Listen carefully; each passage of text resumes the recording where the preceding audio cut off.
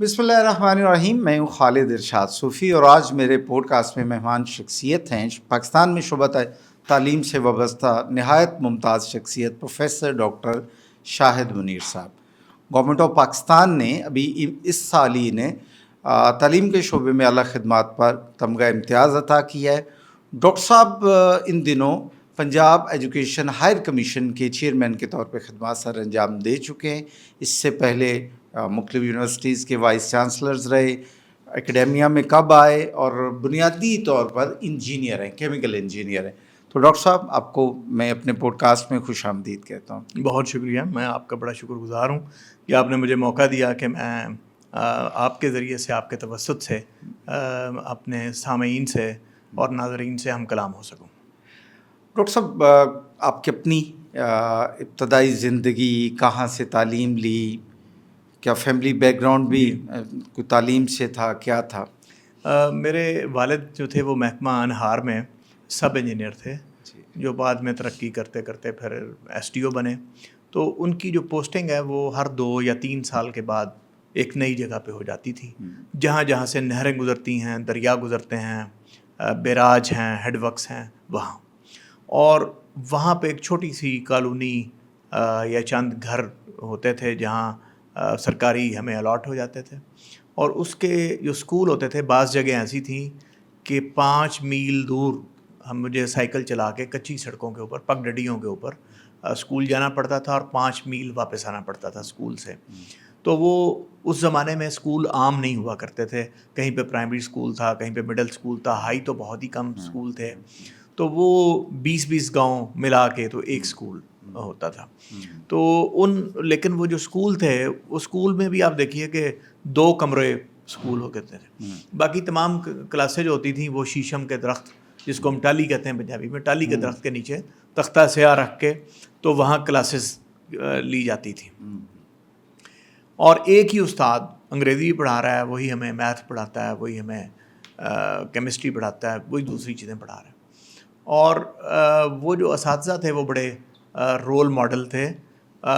وہ ہمیں اسکول لگنے سے 1 گھنٹہ پہلے بھی بلا لیتے تھے اور اسکول سے چھٹی ہونے کے بعد بھی 2 گھنٹے ہمیں پڑھا دیتے تھے بغیر کوئی ٹیوشن فی لیے ہوئے.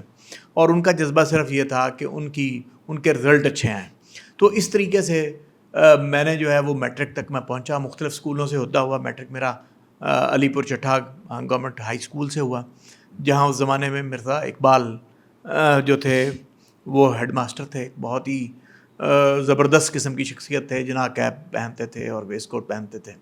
اسکولس کا ڈسپلن بہت زبردست تھا. یہ سرکاری اسکولوں کی میں بات کر رہا ہوں. اور میں جب اسکولوں میں جایا کرتا تھا تو یہ وہ اسکول تھے جن میں جو ٹاٹ ہے وہ بھی 6ٹھی جماعت سے شروع ہوتا تھا. ہم پٹسن کی بوری اپنے سائیکل کے پیچھے باندھ کے لے کے جاتے تھے, جس کو بچھا کے ہم بیٹھتے تھے گھر سے. ملیشیا کی قمیض شلوار, ملیشیا کا بستہ, اس بستے میں میری والدہ ایک پراٹھا اور آملیٹ مجھے باندھ دیتی تھیں ایک پونے کے اندر, اور وہ کہتی تھی کہ آدھی چھٹی کے وقت یہ کھا لینا. اور سبھی میرے کلاس فیلوز ایسے ہی تھے. اور اس طریقے سے ہم نے تعلیم حاصل کی. 6ٹھی جماعت میں جا کے ہمیں بیٹھنے کے لیے ٹاٹ نصیب ہوئے. 9th کلاس میں جا کے ہمیں بینچ نصیب ہوئے. تو آج کے بچے ہماری نسبت بہت ہی پریولیج قسم کے بچے ہیں. بہت سارے ایسی جگہ تھی جہاں میرے والد کی پوسٹنگ ہوئی جہاں لائٹ نہیں تھی, بجلی نہیں تھی. تو لالٹین جلا کے, تو لالٹین کی روشنی میں بھی میں نے پڑھا ہے. تو اس طریقے سے ہم وہاں تک آئے. پھر میں نے F S C government college Gujranwala سے سیٹلائٹ ٹاؤن سے میں نے کی. وہ اس زمانے میں بہت ہی اچھی پڑھائی اور بہت ہی زبردست اساتذہ مجھے ملے اس کالج میں. اٹ واز میں سمجھتا ہوں میری بہت ہی خوش قسمتی تھی کہ میرا اس کالج میں داخلہ ہوا. اور اس زمانے میں جو ایک کھیپ اساتذہ کی وہاں مجھے میسر آئی, وہ میرا ایک لائف ٹائم ایکسپیرینس ہے. اس کے بعد میں پنجاب یونیورسٹی میں نے کیمیکل انجینئرنگ میں داخل ہوا. میں نے BSc کیمیکل انجینئرنگ کی. پھر 10 سال تک میں نے مختلف انڈسٹریز میں کام کیا as a chemical engineer. Graduate کب ہوئے, کس سال میں ہوئے؟ یہ 92 کا زمانہ ہے جب میں گریجویٹ ہوا. اور پھر اور ڈگری آپ کی کیمیکل انجینئرنگ میں BSc کیمیکل انجینئرنگ. پھر میں ان 10 سال کے دوران ہی میں نے جو ہے وہ MBA بھی پنجاب یونیورسٹی سے MBA ایگزیکٹو کر لیا. اور پھر میں نے جو ہے وہ MSc کیمیکل انجینئرنگ کی جس میں مجھے گولڈ میڈل ملا. تو میں اسی ترقی کرتا کرتا assistant manager, deputy manager production سے ان عہدوں تک پہنچا. اور پھر میں نے سوئچ کیا ایکڈیمیا کی طرف، اور میں انسٹیٹیوٹ آف کیمیکل انجینئرنگ جہاں سے میں پڑھا تھا وہیں میں سلیکٹ ہو گیا ایز اے اسسٹنٹ پروفیسر. بالکل. میں آپ کا سی وی ریویو جب کر رہا تھا تو یہ سوال میرے ذہن میں یہی آ رہا تھا کہ آپ نے کیوں ایک پروفیشن کریئر میں گئے اور آپ نے آلموسٹ ایک ڈیکیڈ لگایا، پورے 10 سال لگائے. صحیح ہے. اور پھر وہ کیا واقعہ ہوا، کیا سوچ ہوئی کہ آپ اکیڈیمیا میں آ گئے، آپ نے کہا میں اب پڑھانا ہے مجھے تدریس کی طرف؟ بالکل ایسے ہی ہے کہ یہ سوال مجھے سلیکشن بورڈ میں بھی پوچھا گیا. اس وقت جنرل ارشد وائس چانسلر تھے پنجاب یونیورسٹی کے. ہوا یہ تھا کہ میں ظہر کی نماز پڑھ کے میں نکلا، سردیوں کے دن تھے، بڑی نرم دھوپ تھی، اور میں بینچ کے اوپر بیٹھا اپنے تسبیح باندھ رہا تھا. تو مجھے یہ خیال آیا، اس وقت میں گجرات میں سروس شو فیکٹری کا پروڈکشن مینیجر تھا. میرا ڈیزگنیشن پروڈکشن مینیجر تھا، لیکن اس کمپنی کے تمام پروڈکشن مینیجرز مجھے رپورٹ کرتے تھے. تو میں ایک قسم کا ڈی جی ایم تھا. تو مجھے چند مہینوں میں وہ ڈی جی ایم پروموٹ کرنے والے تھے، کیونکہ ہمارا جی ایم جو تھا وہ ریٹائر ہو رہا تھا، اور جو ہمارا ڈی جی ایم تھا وہ جی ایم بن رہا تھا، اور مجھے وہ سلیکٹ کر چکے تھے as a D G M. تو میں نے یہ سوچا یار شاہد منیر تم صبح 7 بجے گھر آ جاتے ہو، اور یہاں جو ہے نا رات 10 بجے تک تم کام کرتے ہو، کیونکہ رات 10 بج جاتے تھے، کیونکہ وہ ساری کمپنی جو ہے نا وہ ایکسپورٹ کے شوز بنا رہی تھی، اور جرمنی ہم ایکسپورٹ کر رہے تھے پروڈکشن. اور میں نے کہا تم سیٹھ کے لیے سارا دن یہ محنت کرتے ہو پیسوں کے لیے، تو دنیا جو ہے وہ گجرات جیسے ولیجز سے اٹھ کے لاہور کی طرف جاتی ہے، بڑے شہروں کی طرف جاتی ہے. یہاں تمہاری کوئی سوشل لائف نہیں، صرف پیسے کے لیے تم دن رات یہ کام کرتے ہو. تو اگر تم نے لاہور چھوڑا ہے تو تم پردیس میں ہو، آنکھ ہو جل پہاڑ ہو جل. تو اگر تم نے یہ پیسہ ہی کمانا ہے تو پھر تمہیں انگلینڈ میں ہونا چاہیے، امریکہ میں ہونا چاہیے، کینیڈا میں ہونا چاہیے، ان سوسائٹیز میں ہونا چاہیے جو ہم سے 100 سال آگے ہیں، کیونکہ زندگی ایک دفعہ ملتی ہے.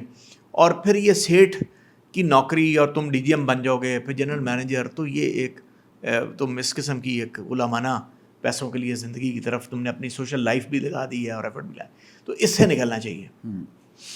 تو میری فیملی لاہور رہتی تھی، میں ویکینڈ پہ آیا تو میں نے اپنی مسز سے یہ کہا کہ میں یا تو لاہور میں نوکری کروں گا، اور یا میں پھر ملک سے باہر امیگریشن لوں گا. تو ان دو میں سے میں کوئی ایک کام کروں گا. تو اور میں نوکری بھی ایسی کرنا چاہتا ہوں جس میں میرا کوئی کنٹریبیوشن ہو پاکستان کے لیے. تو میں اس سے سیٹسفائی نہیں ہوں، مجھے اب بدلنا چاہیے. یہ اللہ تعالیٰ نے میرے دماغ میں یہ بات ڈال دی، میں ڈسسیٹسفائی ہو گیا. بالکل ٹھیک. تو میں نے کچھ انٹرویوز دیے، جس میں ایک اومرک گلاس کے جنرل مینیجر کا انٹرویو تھا، ٹیفٹا میں ایک زونل مینیجر کا انٹرویو تھا. تو یہ ساری آفرز مجھے مل رہی تھیں. اور لیکن اومرک گلاس والوں کی کمپنی جو تھی وہ پشاور میں تھی، اور ٹیفٹا والے مجھے بھیج رہے تھے یا ملتان یا پنڈی. تو میں نے انکار کر دیا ان دونوں پوزیشنز کو. میں نے کہا میں نے تو لاہور آنا ہے، اگر لاہور کی جاب ہوگی تو میں آؤں گا، ادروائز میں نہیں آؤں. تو میری مسز کا فون آیا کہ پنجاب یونیورسٹی میں جہاں سے آپ پڑھے ہیں وہاں کی جاب کی اشتہار آیا اخبار میں. تو میں نے اپنی مسز سے کہا کہ اچھا میں ویکینڈ پہ آؤں گا، تو آپ ایسا کریں کہ فارم لے آئیں، تو میں فل کر کے آپ کو دے جاؤں گا، تو آپ کر دیں. تو وہ لے آئیں، میں نے فل کر دیا، اور انہیں میں نے سمجھایا کہ آپ نے جی پی او پہ جا کے پوسٹ کر دینا. انہوں نے پوسٹ کر دیا. تو ان دنوں جنرل ارشد وائس چانسلر تھے، ورنہ تو پبلک سیکٹر یونیورسٹی میں تو سال کال لیٹر جاری نہیں ہوتے. تو 1 مہینے کے بعد مجھے دوبارہ میری مسز نے فون کیا کہ وہ آپ کو کال لیٹر آ گیا ہے، پرسوں آپ کا انٹرویو. ٹھیک. تو میں انٹرویو میں گیا تو وہیں یہ سوال، اس انٹرویو میں پرویز مسعود تھے، مختار مسعود تھے، اور عارفہ سید صاحبہ تھیں. تو مجھے اس زمانے میں ان کے نام نہیں پتہ تھے کہ یہ کون لوگ ہیں، لیکن بعد میں مجھے پتہ چلا کہ ان لوگوں کے یہ نام ہیں. اور اگرچہ میں نے مختار مسعود کو پڑھ رکھا تھا، میں نے ان کی کتاب آواز دوست پڑھ رکھی تھی، تو یہ میں نے پڑھ رہا، لیکن میں بائی فیس ان سے واقف نہیں تھا. تو مجھے مختار مسعود نے بھی اس میں کہا کہ انٹرویو میں، باقی جب بھی لوگ جا رہے تھے وہ 10 منٹ میں باہر جا رہے تھے، میرا انٹرویو کوئی آدھے گھنٹے کا تھا. تو مجھے مختار مسعود صاحب نے اس وقت بھی کہا کہ آپ جیسا بندہ فیکٹریوں میں کیا کر رہا ہے، آپ کو تو بہت پہلے سے یہاں ہونا چاہیے. جج کر لیا آپ کا. تو جنرل ارشد نے مجھ سے کویشچن کیا کہ آپ کیوں سوئچ کر رہے ہیں، جبکہ اس زمانے میں بہت زیادہ سیلری لے رہا تھا. کیا سیلری تھی آپ کی، اور لیکچرشپ میں کیا؟ اس سے میں 6 گنا کم سیلری کے اوپر میں نے جوائن کیا. یہاں میری سیلری جو پنجاب یونیورسٹی میں رکھی گئی وہ 12,000 روپے تھی. 8,135 روپے میری سیلری تھی، اور الاؤنسز ملا کے 12,000 روپے تھی. تو یہ کوئی اس سے بہت کم تھی جو میری سیلری اور الاؤنسز اور فیسلٹیز مجھے وہاں مل رہے تھے پرائیوٹ سیکٹر میں. تو جنرل ارشد نے مجھے یہ پوچھا بھی کہ اتنے زیادہ پیسے چھوڑ کے آپ یہاں آ رہے ہیں تو آپ کیوں آئیں گے. تو میں نے انہیں کہا کہ میں 2 ریزنز ہیں. ایک یہ کہ I am fed up with the state service, no I want to do the state service. Okay. دوسری بات یہ میں نے کہی کہ میں لوگوں کی زندگیوں کو بدلنا چاہتا ہوں، اور میں یہ سمجھتا ہوں کہ ایک استاد جو ہے نا وہ اپنے اسٹوڈنٹس کی زندگیوں کے اوپر امپیکٹ ڈال سکتا ہے، ان کو بدل سکتا ہے، ان کو ایک نئی منزل دے سکتا ہے، ان کو ایک راستہ دے سکتا ہے. تو میں یہ دو وجوہات ہیں جن میں آنا چاہتا ہوں. تو وہ سلیکشن بورڈ نے ڈیورنگ سلیکشن بورڈ ہی مجھے کہہ دیا، مجھے جنرل صاحب نے کہہ دیا کہ gentleman you are selected. اچھا وہیں کہہ دیا at the end of the interview, ان کا general man you are selected. تو یہ ایک وجہ بنی جو میں نے سوئچ کیا ایک اپنے انجینئرنگ کے پروفیشنل کیریئر سے اس طرف کارپوریٹ سیکٹر سے میں نے اکیڈیمیا میں آ کے پبلک سیکٹر میں جوائن کر لیا. بالکل ٹھیک ہے. اچھا ڈاکٹر صاحب، پھر جب آپ اکیڈیمیا میں آئے تو کتنے سال پڑھایا اور یہ کب خیال آیا کہ ایجوکیشن مینجمنٹ میں جانا ہے؟ میں جب اکیڈیمیا میں آیا تو مجھے یہی پتا تھا کہ جس طرح پرائیویٹ سیکٹر میں اگر آپ بہت اچھا کام کرتے ہیں، ٹارگیٹس کو میٹ کرتے ہیں، اچیو کرتے ہیں، ایفیشنسی بڑھاتے ہیں، تو آپ کی انکریمنٹس لگتی ہیں اور آپ پروموشن آپ کو ملتی ہے. اسی جذبے کے تحت میں نے پڑھانا شروع کیا. میرے پاس 10 سال کا انڈسٹریل ایکسپوجر تھا. میں نے مشینوں کو، پروسیسز کو اپنے ہاتھوں سے شٹ ڈاؤن کیے تھے، پروسیس ماڈیفکیشنس کی تھیں. تو میں افسانے نہیں پڑھا رہا تھا، میں ٹیکنالوجی پڑھا رہا تھا اسٹوڈنٹس اور پریکٹیکل ایکسپیرینس کے ساتھ. تو وہ جنرل ارشد وائس چانسلر تھے، تو ان کا ایک سسٹم تھا کہ وہ ہر ٹیچر کی ایک ایویلیوشن کراتے تھے اسٹوڈنٹ سے. اچھا. تو 2 سال جب میں نے پڑھایا تو انہوں نے مجھے ایک بہت بڑی تقریب کی اور اس تقریب میں مجھے یونیورسٹی کا بیسٹ ٹیچر ڈکلیئر کیا. اچھا. تو مجھے سرٹیفکیٹ بھی ملا. میں بڑا ہیپی تھا کہ میری پرفارمنس بڑی اچھی چل رہی ہے. تو ایک دن ایک کولیگ نے مجھے کہا کہ شاہد تم کیا کر رہے ہو؟ میں نے کہا میں فلاں لیبارٹری میں نے بنا دی ہے، فلاں اکوپمنٹ کر دی ہیں، اس کے میں نے مینولس لکھ دی ہیں، میں نے اسٹوڈنٹس کو یہ کرا دیا ہے، وہ کرا دیا ہے. میں یہ باتیں کی. اس نے کہا تم کبھی بھی ایسوسیٹ پروفیسر نہیں بن سکتے اگر تم پی ایچ ڈی نہیں کرتے. اوکے. تو مجھے اندازہ ہوا کہ اگر آگے کرنا ہے تو کرنی ہے، وہ کرنی ہے. پھر اس نے کہا کہ پبلیکیشنز بھی کرنی ہے. تو یہ بھی ایک نیا کانسیپٹ تھا میرے لیے. تو میں نے اسکالرشپ ہنٹنگ شروع کر دی. ٹھیک ہے. تو اسکالرشپ جب میں نے ہنٹنگ کی تو میرے پاس 4 اسکالرشپس میں نے ہنٹ کر لیے پی ایچ ڈی کے.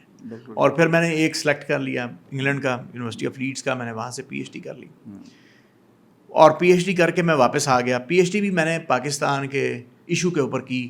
ان دنوں میں بجلی کی بہت زیادہ شارٹیج تھی. ٹھیک ہے. اور میرا تھیسس یہ تھا، میری سوچ یہ تھی کہ پاکستان کے پاس کوئلے کا ایک بہت بڑا ذخیرہ ہے اور کوئلہ دنیا میں بجلی بنانے کا سب سے بڑا ذریعہ ہے. تو مجھے پاکستانی کوئلے کی یوٹیلائزیشن کے اوپر پی ایچ ڈی کرنی چاہیے کہ اس سے ہم کیسے ماحول دوست بجلی بنا سکتے ہیں. تو میں نے اپنے ٹاپک کے اوپر میں نے وہاں جا کے اپنے سپروائزر کو یہ کہہ دیا کہ چونکہ یہ اسکالرشپ مجھے پاکستان نے دیا، انگلینڈ نے دیا نہیں دیا، تو میں اپنے ہی ٹاپک پہ پی ایچ ڈی کروں. ایچ ای سی کے اسکالرشپ پہ گئے تھے؟ وہ ایچ ای سی کا اسکالرشپ تھا، فیکلٹی ڈیولپمنٹ پروگرام کا. جی. اس کے تحت میں گیا تھا. بالکل ٹھیک. تو اس نے وہ بڑا فرشتہ صفت پروفیسر تھا، پروفیسر برنارڈ گبس. اس نے مجھے کہا کہ مجھے کوئی اعتراض نہیں، ہنس پڑا، تو تم مجھے ایک سناپسس لکھ دو، اگر اس میں جان ہوئی تو میں کر دوں. بالکل ٹھیک. تو میں نے اپنے عملی زندگی میں بینگ انجینئر بہت بڑی بڑی فرنسز پہ کام کر رکھا تھا. یہ مجھے ایڈڈ ایڈوانٹیج تھا. تو وہ میں نے جب اسے یہ آئیڈیا دیا کہ اگر کوئلے کو ایک خاص طریقے سے جلایا جائے، خاص انوائرمنٹ میں جلایا جائے، اور اس کے ساتھ یہ کاٹن کا جو تنا ہے اس کو پیس کے اس کے پاؤڈر کو جلایا جائے، یہ جو گنے کا پھوک ہے اس کو جلایا جائے، تو ہم نائٹروجنس آکسائڈ کو بہت حد تک میٹیگیٹ کر سکتے ہیں، ختم کر سکتے ہیں. ہم کاربن ڈائی آکسائڈ کو ریڈیوس کر سکتے ہیں، ہم سلفر ڈائی آکسائڈ کو ریڈیوس کر سکتے ہیں، ہم کاربن ڈائی آکسائڈ کو ریڈیوس کریں. اور وہ ماحول. اچھا. اس نے جب وہ میری پرپوزل دیکھی نا تو وہ چونکا. تو اس نے کہا کہ اٹس اے ڈویبل. اور اس نے مجھے کہا کہ آپ پائلٹ پلانٹس جا کے وزٹ کریں، ہم کو تیار کریں. پھر میں نے شروع کیا. وہ ایک لمبی ایک داستان ہے. میں آپ کا سوال کی طرف آتا ہوں. میں جب پی ایچ ڈی کر کے واپس آ گیا تو ڈیورنگ پی ایچ ڈی آپ نے کی لیڈز یو کے. لیڈز یو سے. اچھا. وہ پی ایچ ڈی کے دوران میں نے سب سے زیادہ پبلیکیشنز میں نے کی وہاں. عام طور پہ انگریز اسٹوڈنٹس جو ہیں یا فارن، وہ 3 پبلیکیشنز وہاں کرتے ہیں. میں نے 9 پبلیکیشنز کی اس پی ایچ ڈی تھیسس میں، اور ابھی اور بھی تھی میرے پاس. جب میں واپس آیا تو خدا کا کرنا یہ ہوا کہ میرے آتے ہی جو ہے وہ ایک اخبار میں پنجاب یونیورسٹی نے اشتہار دے دیا پروفیسرشپ کا، اور میں اس میں ایلیجیبل تھا کیونکہ میرا 17 ایئرس کا ایکسپیرینس تھا. میرے پاس پبلیکیشنز 16-17 پبلیکیشنز تھیں، ریکوائرڈ اس زمانے میں 12 تھیں.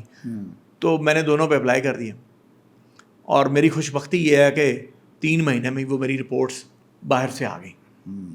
اور میں نے 2 پوزیشنز پہ اپلائی کر دیا، ایک کیمیکل انجینئرنگ کے پروفیسر کے اوپر، ایک میں نے کولڈ ٹیکنالوجی کے پروفیسر کے اوپر. ٹھیک ہے. اور دونوں جگہ کے اوپر جب میں سلیکشن بورڈ میں گیا تو پھر مختار مسعود صاحب بیٹھے تھے, پرویز مسعود صاحب بیٹھے تھے, وہ وائس چانسلر مجاہد کامران تھے بیٹھے تھے, دوسرے لوگ بیٹھے تھے. تو وہ ہنس رہے تھے جب میں انٹر ہوا, کیونکہ رپورٹس کے اوپر فیصلہ ہونا ہے. تو وہ میری ساری کی ساری رپورٹس میری فیور میں تھیں کہ دونوں سیٹوں کے اوپر میں پروفیسر تھا.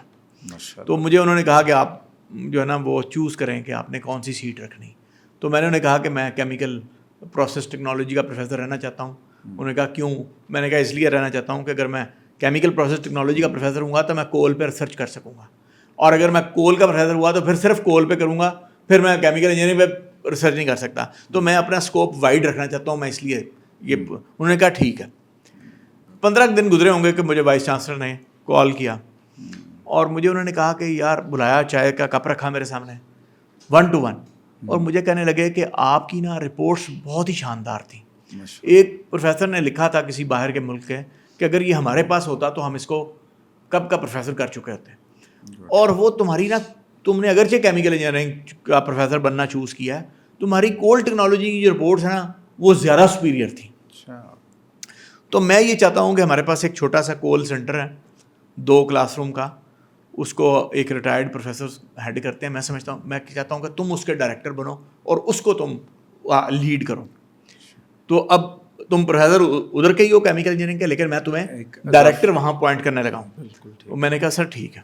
تو اس طریقے سے مجھے ڈائریکٹرشپ اپنے پروفیسر بننے کے 15 دن کے بعد مل گئی, اور وہ بیک وقت 2 ذمہ داریاں, اور میں 7 سال ڈائریکٹر رہا.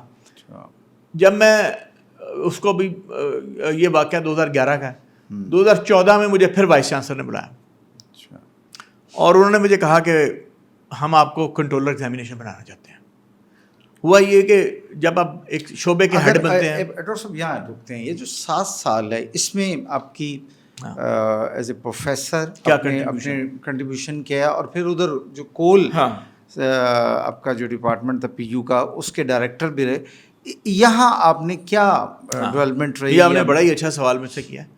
وہ جو 2 کمرے کا ہمارا ڈپارٹمنٹ تھا اور اس میں ایک پروگرام افسر ہوتا تھا ایم ایس سی کول ٹیکنالوجی. جی بالکل.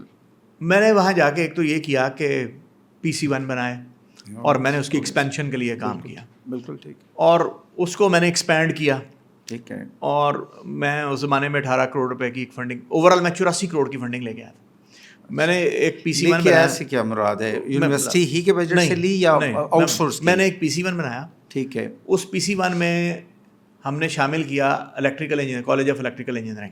ٹھیک ہے. اس میں ہم نے پنجاب یونیورسٹی کی مین لائبریری کی 3ری فلور, ٹھیک ہے, سینٹر فار کول ٹیکنالوجی کی ایکسپینشن.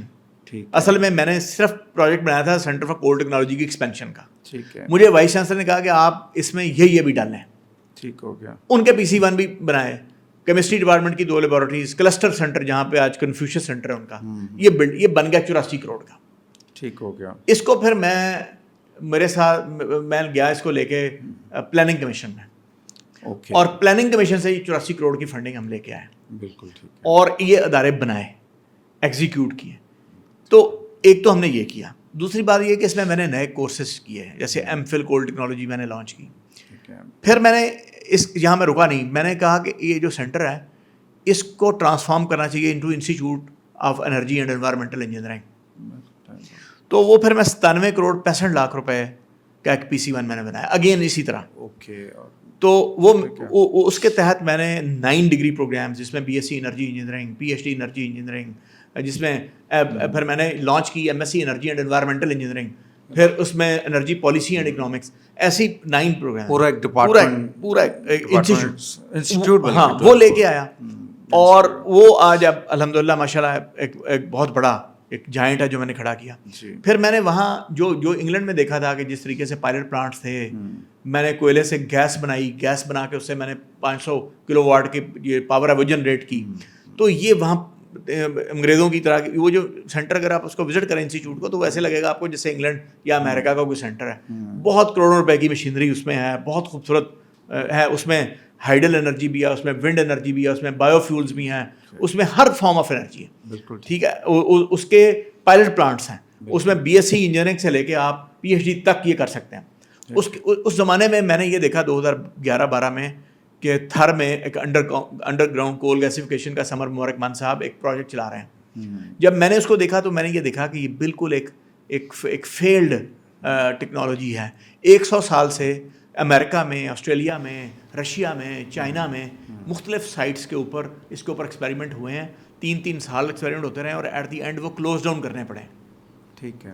اس کی وجہ یہ ہے کہ یہ جو ٹیکنالوجی تھی یہ سائٹ کی جیولوجی کے اوپر ڈیپینڈنٹ تھی اور دنیا میں اس سے کہیں 1 میگا واٹ بجلی بھی کمرشل بنیادوں پہ نہیں بنائی جا رہی تھی. اچھا میں نے پھر prerequisite geological survey of Pakistan نے جو جیولوجی تھی اس کو میں نے اسٹڈی کیا. پھر میں نے اس کی جو تھی اپنا heat and mass transfer models اس کے وہ میں نے بنانے کی کوشش کی. اس کو میں نے دیکھا کہ اس کی کیا ہائیڈرو ڈائنامکس ہوں گی، کیا تھرمو ڈائنامکس ہوں گی، کس طریقے سے کنورٹ. جب میں نے دیکھا تو میں نے یہ دیکھا کہ یہ اس کول کو میں نے نکلوایا اور بور ہول کرا کے اور اس سے ان سیمپلس کو میں نے ٹیسٹ کیا اور اس کول سینٹر میں نے پاکستان کے سب سے زیادہ ریپوزیٹری ٹیسٹنگ کی اور پاکستان کی انڈسٹری کو بہت سستی بنیادوں کے اوپر ہم نے ٹیسٹنگ سروسز دیں. لاکھوں روپے یونیورسٹی کو کما کے دیا. پھر ہم نے جو اس زمانے میں بجلی کا بحران تھا تو جتنے آپ کے سیٹ ہیں، جتنی آپ کی کمپنیز ہیں، 70 سے زائد کمپنیز کو میں نے free of cost consultancy services دیں کہ آپ چین سے 70 سے زائد 70 سے زائد آپ کی جو کمپنیز ہیں وہ میری مفت ایڈوائزری سروسز کے اوپر انہیں چھوٹے چھوٹے کول کے پلانٹس لائے گئے، پاور پلانٹس. اوکے. پھر ڈاکٹر سمبر میں اس پہ آتا ہوں. پھر میں پنجاب پاور ڈیولپمنٹ بورڈ کا ممبر رہا. پھر میں چیمبر آف کامرس کی جو اسٹینڈنگ کمیٹی آن انجینئرنگ اور اسٹینڈنگ کمیٹی آن انرجی کا ممبر رہا. تو میں گورنمنٹ کو ایڈوائز کرتا رہا. جتنے پاور پلانٹ گورنمنٹ پلان کر رہی تھی وہ گیس کے یا کوئلے کے، ان کی ٹیکنیکل آڈیٹنگ میں نے کی. ساہیوال کول فائر پروجیکٹ کے میں ٹیکنیکل اس میں رہا. تو سمر مبارک مند کو میں نے چیلنج کر دیا تھرو کانفرنسز. انگلینڈ میں ایک میں نے یو کے پی کے کول کانفرنس آرگنائز کی. اگر آپ گوگل نکالیں تو آج بھی وہ اس میں پڑی ہوئی ہے. اس میں 44 ڈیلیگیٹس پاکستان سے گئے سائنسدان اور وہاں جولی لاڈر آئی ہوئی تھی جو کہ کول انڈر گراؤنڈ کول گیسیفیکیشن کی پریزیڈنٹ تھی. تو وہاں میں نے اسے کویشچن کیا سب کے سامنے، آڈینس کے سامنے، کہ یہ کیا کمرشل ٹیکنالوجی یا وائبل ٹیکنالوجی ہے. اس نے کہا نہیں. کس نے؟ جولی لاڈر نے. اچھا پھر میں نے یہ سارے جو تھے نا، میں نے اخبارات میں بہت بڑے بڑے آرٹیکلس، نیشن اخبار میں، نیوز اخبار میں، جنگ اخبار میں چھاپے کہ یہ ٹیکنالوجی قابل عمل نہیں جو سمر مبارک مان صاحب کہہ رہے ہیں اور ضائع ہو رہا ہے. اور اس کی وجہ یہ ہے کہ اس کوئلے کے اندر پانی بہت زیادہ ہے. پہلے کوئلے کی ایک بیڈ آتا ہے، پھر ایک جھیل آتی ہے، پھر بیڈ آتا ہے کوئلے کا، پھر جھیل آتی ہے. تو اگر اس یہاں کوئلے کو بند کر دیا گیا تو اس آگ کو آپ کنٹرول نہیں کر پائیں گے، آپ اپنا ضائع کر دیں گے ریسورس. دوسری بات یہ ہے کہ جس سے جو گیس بنے گی اس کی ہیٹنگ ویلیو اتنی کم ہوگی کہ اس کو آپ جلا ہی نہیں سکیں گے. کوئلے اپنی سوئی گیس کی پائپ لائن کے ساتھ مکس نہیں کر سکیں گے. اگر آپ اس کو انرچ کرنے کی کوشش کرتے ہیں تو وہ اتنی کاسٹلی ہو جائے گی کہ آپ یوز نہیں کر سکیں گے. تو یہ سارے اس کی کوئی 14-15 ریزنس تھیں جو میں نے دی. اس طریقے سے یہ پروجیکٹ پھر اس کی فنڈنگ رکی. ایک سوال میرا یہی آپ نے، اچھا یہاں میں رکا نہیں. ایک تو یہ تھا کہ میں نے کسی کا کام خراب کرنا ہو کہ جی سمر صاحب کا نہیں، میں نے کہا کہ یہ پاکستان کے وسائل ضائع، ٹائم ضائع، کیونکہ وہ وقتاً فوقتاً آ کے کہتے تھے کہ اس سے ہم یہ بنا دیں گے، وہ کر دیں گے، یہ تو اس سے کچھ نہیں ہو سکتا تھا. تو میں نے کہا کہ اس سے ایک وارڈ بھی نہیں بن سکتا. اور میری وہ بات درست ثابت ہوئی اور سما ٹی وی رپورٹ نے اس بات کے اوپر پورا ایک وہ بلیٹن دیا کہ جی ڈاکٹر شاہد منیر کی بات سچ ثابت ہوئی ہے. اس سے کچھ نہیں نکلا. اور پھر میں نے اینگرو کو یہ پرپوز کیا. اس زمانے میں شمس الدین اس کے تھے سربراہ، وہ لاہور آئے. میں نے کہا کہ آپ اوپن پٹ کول مائننگ کریں. اس کا ایک ہی طریقہ ہے کہ کوئلے کو باہر نکالیں، اس کو ڈرائی کریں اور ڈرائی کر کے اس سے جتنی مرضی بجلی بنا دیں. پھر یہ پروپیگنڈا تھا کہ تھر کا کول جو ہے وہ پاور جنریشن کے لیے ٹھیک نہیں. میں نے پاکستان میں پہلی تھر کے کوئلے کے اوپر پی ایچ ڈی کرائی اور میں نے یہ ثابت کیا کہ یہ آئیڈیلی سوٹڈ اللہ تعالیٰ نے بنایا ہے پاور جنریشن کے لیے. تو یہ سارے کام ہم نے کیے. جی اچھا ڈاکٹر صاحب، سوال میرا یہ تھا کہ ڈاکٹر سمر مبارک صاحب ہیں، ان کو ایک مخصوص ہمارا جو پروگرام تھا، ہمارا جو ایٹمی پروگرام، نیوکلیئر یا میزائل پروگرام تھا، اس حوالے سے ان کی بڑی ایک عزت تھی اور وقار تھا. تو ایک تھی علمی دیانتداری جو آپ کو اس طرف لے کے آئی. تو کوئی خیال نہیں آیا کہ ان کا جو پروجیکٹ ہے یا وہ اس کو ہیڈ کر رہے ہیں تو میں اگر اس کے خلاف ایک بات لے کے جا رہا ہوں؟ ایسا نہیں ہے. اصل چیز یہ تھی کہ جب میں نے اخبارات میں پذیرائی نہیں ملے گی پبلک میں. نہیں، میں نے جب بلکہ پذیرائی نہیں ملی، مجھے تو بہت شدید مخالفت کا سامنا کرنا پڑا. میں یہی کیونکہ وہ ایک بہت بڑے ہیرو تھے اور کوئی بندہ ان کے خلاف کوئی بات سننے کو تیار نہیں تھا. جی ہاں. اور وہ کہتا تھا یہ پروفیسر تو ہوتے ہی تھیوریٹیکل سے بندے ہیں، ان کو کیا پتہ ہے یہ کس قسم کی باتیں کر رہے ہیں. تو میرا ہی انسٹیٹیوٹ جو تھا وہاں کے پروفیسر ہی میرے خلاف تھے کہ یہ کیا پتہ نہیں آؤٹ آف جیلسی میرے خلاف تھے کہ یہ کیوں کر رہے ہیں. اور انہوں نے سمر مبارک خان صاحب کو وہاں انوائٹ کر لیا تھا اس ادارے میں, اور وہ سارے اساتذہ اس کو بلائے گئے تھے, مجھے نہیں بلایا گیا تھا. تو مجھے پھر سمر مبارک خان صاحب جدہ انرجی کانفرنس میں ملے, اور انہوں نے کہا یار وہاں ایک پنجاب یونیورسٹی میں ایک پروفیسر ہے جو میرے خلاف لکھتا ہے اور باتیں کرتا ہے. میں کہا جناب وہ میں ہی ہوں, اور اس کی یہ وجوہات ہیں, میں آپ کی مخالفت کرتا ہوں. تو مجھے انہوں نے بڑا عجیب جواب دیا. انہوں نے کہا کہ میں تو کئی پروجیکٹ 7 پروجیکٹ چلا رہا ہوں, اور اگر ان میں سے ایک فیل بھی ہو جاتا ہے تو کوئی ایسی بات نہیں. تو میں نے کہا سر میں اس سے اختلاف کرتا ہوں, کیونکہ آپ قوم کو امید دیتے ہیں اور وہ امید جھوٹی ہے. کبھی آپ کہتے ہیں جی اس سے آج بجلی بن جائے گی, ویسے ہو جائے گا, ویسے ہو جائے گا, تو قوم آپ سے امیدیں وابستہ کرتی ہیں, جبکہ یہ ممکن نہیں, پاسبل نہیں. پروجیکٹ پہ کتنا پیسہ ضائع ہوا؟ مجھے ایگزیکٹ نہیں معلوم کہ کتنا پیسہ ضائع ہوا, لیکن کافی زیادہ پیسہ اس میں بلینس کے حساب سے ضائع ہوا.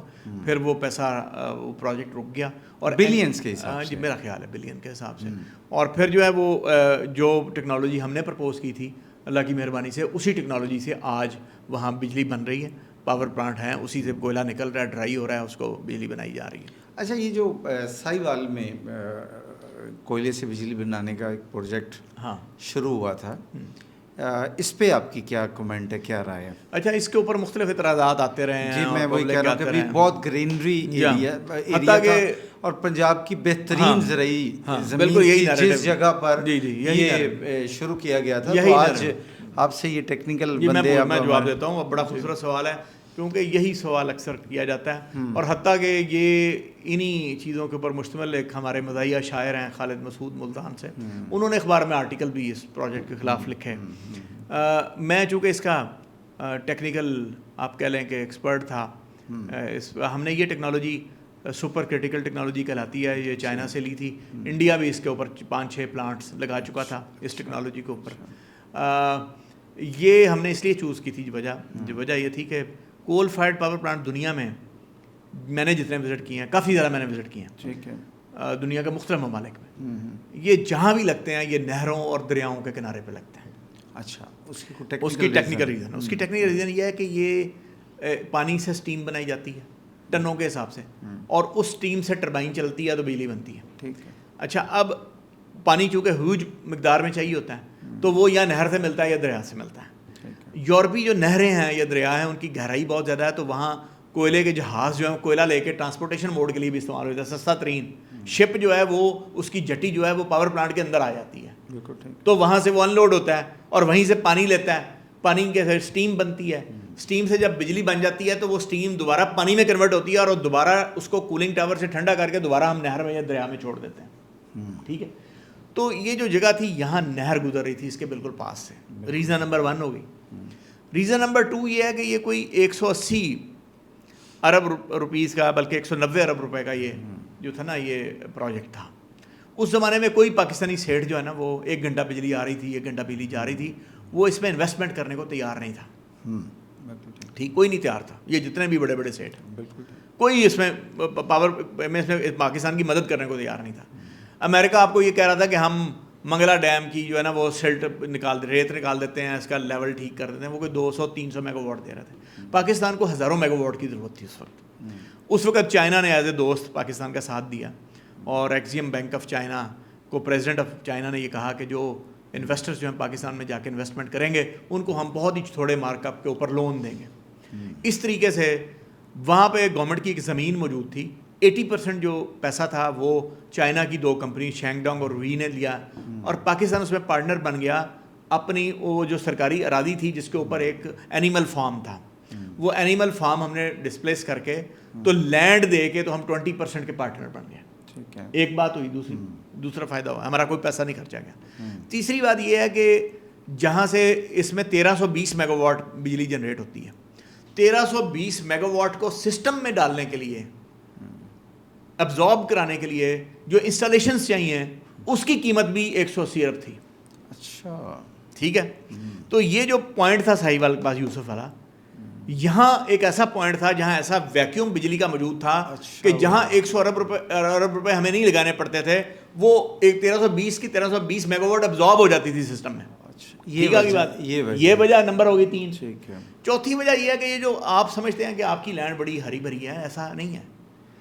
جو انگلینڈ میں ڈریکس پاور پلانٹ ہے جو کہ دنیا کا سب سے بڑا کوئلے کا پاور پلانٹ ہے، جس سے 4000 میگا واٹ بجلی بنتی ہے.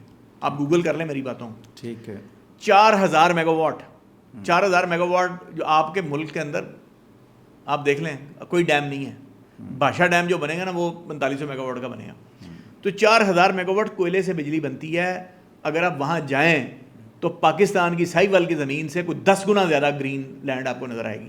زرعی اراضی. جی زرعی ہے. ٹھیک ہے. زرعیوں کے آپ دنیا کے جتنے پاور پلانٹ ہیں وہ زرعی اراضیوں سے گھرے پڑے ہیں. دریاؤں اور نہروں کے کنارے آباد ہیں. ٹھیک ہے. تو وہ ہے. تو ایسا نہیں ہے کہ ہم نے کوئی لینڈ ویسٹ کی یا اس سے کی. تو وہ اور پھر ہم نے اس پاور پلانٹ میں انوائرمنٹ پولوشن کنٹرول، آپ کے ملک کے اندر جو انوائرمنٹ پولوشن کی جو لمٹس آپ کے محکمہ ماحولیات نے متعین کر رکھی ہیں، ٹھیک ہے، یہ اس کو کمپلائی کرتا ہے. وہ اس کو ایڈریس کیا گیا، اس کو ایڈریس کرتا ہے. اس کے اندر جو ہم نے برنرز رکھے ہیں وہ نائٹروجن آکسائڈس کو کنٹرول کرتے ہیں. ٹھیک ہے. اس کے اندر سے پھر جو سلفر ڈائی آکسائڈ کے لیے یونٹ لگایا گیا ہے جو سلفر ڈائی آکسائڈ کو اس میں سے کیپچر کرتا ہے. تو مقامی لوگوں کی لائف پہ، صحت پہ کوئی اثر اچھا نہیں ہوا؟ اگر میں یہ اسٹیٹمنٹ کہوں کہ جی کوئی اثر نہیں ہے تو یہ اسٹیٹمنٹ نہیں میں دے سکتا کہ نہیں اثر ہے. میں یہ اسٹیٹمنٹ دے سکتا ہوں کہ پاکستان کے ماحولیات کے جو قوانین ہیں اس کو یہ کمپلائی کرتا ہے. اچھا اگر وہ آپ قوانین کے اندر ان لمٹس کو تنگ کر لیں، نیرو کر لیں، تو پھر اس پاور پلانٹ میں گنجائش رکھی گئی ہے کہ وہ انکارپوریٹ کر لیں مزید ٹیکنالوجیز، ان پولوٹنٹس کو اور ایبزارب کر لے گا اور زیادہ کلینر ایئر میں جا سکیں گی. میری بات سمجھ آئی؟ تو یہ اس طریقے سے ہم نے یہ ٹیکنالوجی لائی. تو ابھی اس وقت یہ کتنی 1320 میں. ٹھیک ہے. ڈاکٹر صاحب یہ آپ ریسرچ، ایگزیکیوشن، پروڈکشن اور نتائج لینے میں مرج ہیں. اب تک کا جو آپ کا کریئر ہے، لائف کا ہم بات کر رہے ہیں، پھر یہ کیا ہوا کہ سیدھی ایک کلریکل جاب میں آپ چلے گئے پنجاب یونیورسٹی کے؟ بالکل. آپ ایگزامینر ہو گئے. ہاں بالکل صحیح. وہ میں آپ کو بتا رہا ہوں کہ مجھے اچانک ایک دن وائس چانسلر صاحب کا فون آیا اور میں اس وقت چھٹیوں پہ تھا، اپنی فیملی کے ساتھ شو گران میں تھا.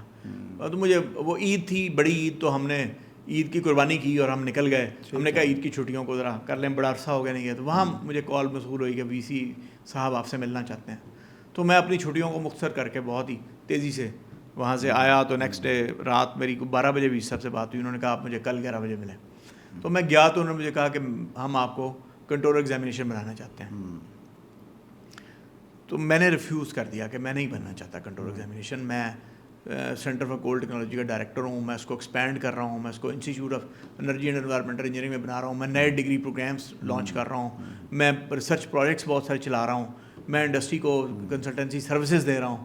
وہ میں انڈسٹری کو جو ہے ٹیسٹنگ سروسز دے رہا ہوں. تو میں بہت زیادہ کام کر رہا ہوں میں، اور اس میں بڑا خوش ہوں. میں نہیں کرنا چاہتا. تو مجھے کہنے لگے کہ تمہاری انکم میں کوئی 90,000 روپے مہینے کا اضافہ ہو جائے گا. میں کہ سر میں پھر بھی انٹرسٹڈ نہیں ہوں کہ میں کروں. اور اس کی وجہ یہ تھی کہ جب میں اسٹوڈنٹ تھا تو چودھری یعقوب کنٹرولر ہوا کرتے تھے کنٹرول ایگزامینیشن. تو میں کرشنا نگر رہتا تھا. تو اس زمانے میں ہمیں جو کپڑے ملا کرتے تھے انارکلی سے ملتے تھے یا نیا پینورما سینٹر بنا تھا. تو انارکلی سے جب ہم وہ اورینٹل کالج کے سامنے سے موٹر بائک سے ہم گزرتے تھے تو ہم جھانکتے تھے اس کی پنجاب یونیورسٹی کے اندر. تو ایک کمرے کے باہر ایک وین کھڑی ہوتی تھی اور اس کی لائٹ جل رہی تھی.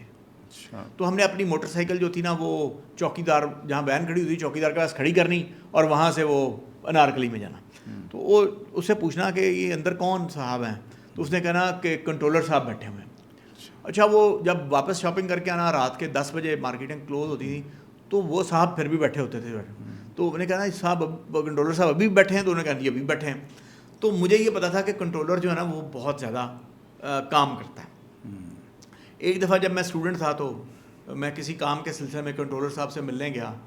تو کنٹرولر صاحب جو تھے وہ 2-3 کلرکوں کے بڑے بڑے لیجرز رجسٹر تھے اور ان کو وہ بہت بری طریقے سے ڈانٹ رہے تھے.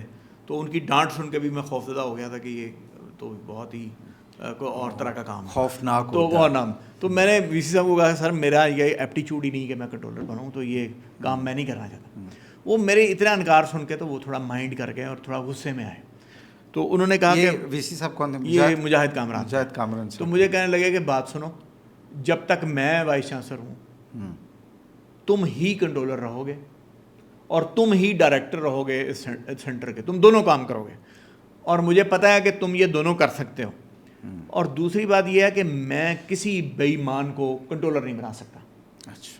میری مجبوری یہ ہے کہ میں کسی بے ایمان شخص کو کنٹرولر نہیں اپوائنٹ کر سکتا. وہ تم نہیں کام کرنا ہے, یہ بہت سینسٹیو کام ہے. اچھا, جب انہوں نے یہ اصرار کیا تو میں خاموش ہونا ہے کہ ٹھیک ہے. اچھا, انہوں نے کہا کہ نہیں میں کسی بے ایمان کو. اچھا, میرا ذاتی خیال ہے کہ انہوں نے کیوں مجھے کنٹرولر بنایا. جتنے بھی H O Ds, chairman, principals, director ہوتے ہیں نا, ان کی ڈاک جاتی ہے وی سی کے پاس. ٹھیک ہے. اس کے لکھے ہوئے ڈرافٹ جاتے ہیں. تو میرا خیال یہ ذاتی خیال یہ ہے کہ میرے جو لیٹرز تھے, جو ڈرافٹنگ تھی, جو سینٹر کے لیے ورکنگ کی پرپوزل, میرا خیال ہے کہ وائس چانسلر نے ان کو زیادہ فوکس کیا ہے. اور اس کے بعد جو میری ریپیوٹ تھی یا میری ورکنگ تھی, اس سے انہوں نے یہ اندازہ لگایا کہ یہ شخص جو نا یہ چوز کرتا ہوں میں, پوری یونیورسٹی میں سے کنٹرولر یہ رہے گا. پھر میں کنٹرولر رہا. پھر ظفر معین ناصر صاحب وی سی آئے. انہوں نے سارے اپنی ٹیم جو تھی وہ پچھلی وہ بدلی, رجسٹرار بدل دیے, اسٹیٹ آفیسر بدلی. تو میں نے انہیں کہا کہ سر میں ریزائن بھی کرنا چاہتا ہوں. میں لکھ کے ریزائن بھی لے گیا. تو انہوں نے کہا نہیں, جب تک میں وائس چانسلر ہوں تم کنٹرولر رہو گے. تو مجھے یہ کرنی پڑی, یہ میری وہ چوائس نہیں تھی, میں نے یہ کیا. لیکن اس میں میری لرننگ بہت ہوئی. میں نے بہت سے سسٹمز دیے پنجاب یونیورسٹی میں. میں نے بی اے کو سپلٹ کیا اس میں پارٹ 1 میں اور پارٹ 2 میں. اس سے اسٹوڈنٹس جو تھے وہ بہت ہی خراب ہو رہے تھے. ان کو 3 چانس ملا کرتے تھے اور پھر وہ بیچارے ان کے کیریئر ختم ہو جاتے تھے. میں نے 8 چانسز ان کو دلوائے. ان کے لیے ان کے اوپر اکیڈیمک برڈن کم ہوا, مضامین سپلٹ ہو گئے. تو اس طرح کے اور یونیورسٹی کو 66 کروڑ روپے کی اضافی انکم ہوئی اس ایک سٹیپ سے. ٹھیک ہے. پھر ہم نے سافٹ ویئر بنانے کی کوشش کی, اس کو ڈاکومنٹ کرنے کی کوشش کی. اور میرے اس 4 سالہ ٹینیور میں کبھی کوئی ایک پیپر بھی لیک نہیں ہوا اللہ تعالیٰ کے فضل و کرم سے. کوئی ایگزام ڈیلے نہیں ہوا. ایگزامینیشن شیڈیول میں نے دیا یونیورسٹی کو کہ جی ہر ایگزام آن ٹائم اس طریقے سے ہوگا. تو اس سے پہلے میں یہ دیکھتا تھا, کلچر یہ ہوتا تھا کہ جو پریشر ڈالتا تھا ان کے امتحانات ہو جاتے تھے, افیلیٹڈ کالج کے ایگزام نہیں ہوتے تھے. تو اس کو ہم نے سسٹمائز کیا. پھر جو ہم نے یہ کیا اے ڈی پی پروگرام, وہ کالجز میں شروع کرایا. تو وہ 23 کالجز میں جب میں نے چھوڑا تو ہم نے سکسیزفلی امپلیمنٹ کر دیا تھا. تو ایز اے کنٹرولر بھی اللہ نے مجھ سے کچھ ایسے اقدامات لیے, مجھ سے ایسے اقدامات کروائے جو کہ یوزفل تھے اور بینیفیشل تھے. ڈاکٹر صاحب, پیچھے کریئر آپ کا ٹیکنالوجی اور اس کی کہیں گے کہ اس کو وسعت دینا, اس میں نئی نئی جہتیں تلاش کرنا تھا. پھر یہ آپ اکیڈیمیا میں آئے اور اس کے ساتھ یہ سارے کام آپ کے جاری رہے. پھر مینجمنٹ میں آ گئے, ایجوکیشن مینجمنٹ میں آ گئے, اور آپ مختلف انتظامی اور انصرامی عہدوں پہ. یہ کہ وہ پنجاب یونیورسٹی میں جب میں بن گیا ڈائریکٹر اور 7 سال میں نے ڈائریکٹرشپ کی, تو یہ ایک انتظامی عہدہ تھا. کنٹرولرشپ بھی ایک انتظامی عہدہ تھا. تو اس انتظامی عہدوں میں ہوتے ہوئے میں کوئی یونیورسٹی کی 74 کمیٹیز میں نے کام کیا. جی ٹھیک ہے. اچھا, ان کمیٹیز میں کام کیا. Board of studies, board of faculty, academic council, senate, ان کے ممبر تھا, advance studies and research board. تو میں نے 24 کمیٹیوں کا میں سربراہ تھا. یونیورسٹی کی جو تھی مین کمیٹی, ڈسپلنری کمیٹی, اس کا میں ہیڈ تھا. میں اپیلیٹ کمیٹی کا ممبر تھا, جو ملازمین یونیورسٹی سے نکال دیے جاتے ہیں ان کا. میں ایکویولنس کمیٹی کا ممبر تھا. تو بہت ہی امپورٹنٹ جو فیکلٹیز ہیں ان کا ممبر تھا. Advance study and research board, جہاں آپ کے سناپسز آئے جاتے ہیں, پروف کیے جاتے ہیں, وہاں تھا. تو یہ یونیورسٹی کا پھر میں اب یہ دیکھیں کہ کوئی ایسی جہت نہیں تھی. اسٹوڈنٹ ایڈوائزر بھی میں اپنے ڈپارٹمنٹ میں رہا جہاں میں نہیں تھا. تو انسینٹیو ایوارڈ کمیٹی, اس میں ممبر تھا. تو جتنی بھی اچھی اور اس کی کور کمیٹی یونیورسٹی کی تھی, تو پنجاب یونیورسٹی کی ان مینجمنٹ کا میں حصہ تھا. وہاں میں نے یونیورسٹی گورننس کو سیکھا کہ یونیورسٹی گورننس کیا ہوتی ہے. وہاں میں نے فنڈنگ لایا. مجھ سے زیادہ فنڈنگ پنجاب یونیورسٹی کا کوئی پروفیسر نہیں لایا. اس زمانے میں 2 ارب روپے کی میں نے فنڈنگ کم از کم میں لایا ہوں, اور وہ پروجیکٹ میں نے ایگزیکیوٹ کرایا. کن ذرا سے گورنمنٹ سے فیڈرل گورنمنٹ سے نا, مجھ سے زیادہ فنڈنگ کوئی لایا. میں نے ہی وہ میگا پروجیکٹس جو ہیں وہ ایگزیکیوٹ کیے ہیں, اور اپنے ذاتی انیشیٹو پہ لے کے آیا, مجھے کسی نے نہیں کہا. تو یہ انسٹیٹیوشن بلڈر ہونا, کیونکہ میں نے کارپوریٹ سیکٹر میں کام کیا تھا 10 سال, اور پروفیٹیبلٹی, ایفیشنسی, یہ چیزیں, اور مینجمنٹ اور گورننس میں نے پرائیویٹ سیکٹر سے سیکھ رکھی تھی. پبلک سیکٹر میں آ کے مجھے موقع ملا, میں نے اس کو اپلائی کیا. تو اللہ تعالیٰ نے مجھے کامیابی اس میں دینا شروع کی, اور میری ایک ریپیوٹ بن گئی کہ یہ شخص انسٹیٹیوشن بلڈر ہے اور یہ ایک اچھا ایجوکیشنسٹ ہے. ڈاکٹر صاحب, ابھی ان دنوں آپ ہر ایجوکیشن کمیشن پنجاب کے چیئرمین کے طور پہ خدمات سر انجام دے رہے ہیں. پہلے تو میں چاہتا ہوں کہ میرے اس پوڈ کاسٹ کے جو ویورز ہیں انہیں یہ بتائیں کہ پنجاب یہ جو پاکستان میں ہائر ایجوکیشن کمیشن ہے اس کی قانونی حیثیت کیا ہے اور اس کا دائرہ کار کیا ہے, اس کی ذمہ داریاں کیا ہیں؟ اچھا, اس سے میں سوال کے جواب میں تھوڑا سا ایڈیشن یہ کروں گا کہ وہاں سے پھر مجھے یونیورسٹی آف جھنگ میں وائس چانسلر کے طور پہ, جو میں ایک فاؤنڈر وائس چانسلر تھا اور اس کو میں نے کھیتوں سے کھڑا کیا. جب میری اپوائنٹمنٹ ہوئی تو میں سنگل امپلائی تھا وہاں کا. تو وہ ایک لمبی داستان ہے, میری لمبی جدوجہد ہے اس یونیورسٹی کا کانسٹیٹیوشنل اسٹیچوٹری فریم ورک بنانا, اس کے لیے فنڈنگ لانا, اس کے لیے بلڈنگ کا بندوبست کرنا, اور اس کے لیے اسٹوڈنٹس لانا, سکسیزفل پروگرام لانا, فیکلٹی لانا. تو وہ الحمدللہ کیا. یونیورسٹی آف میاں والی کا ایڈیشنل چارج میرے پاس رہا, یونیورسٹی آف سرگودا کا رہا. تو پھر میں یہاں آیا. ڈاکٹر صاحب ان دنوں آپ ہائر ایجوکیشن کمیشن پنجاب کے چیئرمین. جی جی. اور میرے ویورز کے لیے میں آپ سے یہ ریکویسٹ کروں گا کہ ذرا تھوڑا سا ہمیں یہ بتائیں کہ ہائر ایجوکیشن کمیشن اس کی قانونی حیثیت کیا ہے, دائرہ کار کیا ہے, ذمہ داریاں کیا ہیں؟ سب سے پہلے پاکستان میں تھا یونیورسٹی گرانٹس کمیشن. جی. بعد میں یہ جو ہے نا اس کو کنورٹ کر دیا گیا as a higher education commission Pakistan. ٹھیک ہے. اور ہائر ایجوکیشن کمیشن ایک ریگولیٹری باڈی ہے تمام پاکستان میں جتنے بھی یونیورسٹیز ہیں ان کے لیے. ٹھیک ہے. اس کا کام یہ تھا کہ وہ اعلیٰ تعلیم کے سٹینڈرڈز بنائے اور ان سٹینڈرڈز کو اچیو کرائے. ایک کام کہ وہ جتنی بھی ہماری اعلیٰ تعلیم ہے, یونیورسٹیز ہیں, ان کے معیار تعلیم کو بلند کرنا. یہ بیسیکلی ٹھیک ہے, اس کو انشور کرائے. یہ چلتا رہا کمیشن اور اس کی پرفارمنس بڑی اچھی رہی. بہت زیادہ فیکلٹی ڈیولپمنٹ پروگرام آئے, بہت ساری لیبارٹریز بنی. اس نے بڑا خوبصورت کام کیا, بڑا ونڈرفل کام کیا. اس کے بعد 18ویں ترمیم آئی پاکستان میں کے آئین میں. 18ویں ترمیم بیسیکلی ڈیولوشن کی ترمیم ہے جس میں صوبائی خود مختاری دی گئی. صوبوں کو یہ کہا گیا کہ وہ اپنے آپ کو ڈیولپ کریں اور وفاق نے اپنی کچھ چیزیں چھوڑ کے صوبوں کے حوالے کر دیں, جن میں ایک اعلیٰ تعلیم بھی تھی کہ صوبے اپنی اعلیٰ تعلیم کو بھی خود دیکھیں. یہ اس کا ایک مقصد تھا. اور اس کے تحت پنجاب اور سندھ گورنمنٹ سندھ نے اپنی اپنی اسمبلی سے سندھ ہائر ایجوکیشن کمیشن اور پنجاب ہائر ایجوکیشن کمیشن بنائے. یعنی وہ تمام فنکشنز جو کہ فیڈرل ایچ ای سی نے کرنے تھے وہ اب پروونشل ایچ ای سیز کریں گے. ٹھیک ہے. ہمارے 26 اس کے اندر ہمارے رولز ہیں وہ ایکٹ کے اندر ڈیفائن کر دیے گئے ہیں. جی ٹھیک ہے. ان 26 میں بہت کچھ ہے. اسکالرشپ دینا بھی ہے, اس میں اپنی فیکلٹی ڈیولپمنٹ کرنا بھی ہے, اس میں نئی یونیورسٹیوں کو بنانا بھی ہے, اس میں معیار تعلیم کو بلند کرنا بھی ہے, اس میں بہت سارا ہے. ٹھیک ہے. اس میں ایکریڈیٹیشن بھی ہے, اس میں مانیٹرنگ اینڈ ایویلویشن بھی ہے اداروں کی. لیکن اگر ساروں کو آپ کہیں سم اپ کریں تو ہمارے 2 مقاصد ہیں. ایک یہ کہ اعلیٰ تعلیم کی رسائی کو بڑھانا, یعنی نئی یونیورسٹیوں کا قیام کرنا, نئے سب کیمپسز بنوانا, نئے انسٹیٹیوٹ صوبے میں بنانا. ایک تو یہ کام. دوسرا کام اس کے لیے گورنمنٹ کو ریکمنڈیشنز دینا. ٹھیک ہے.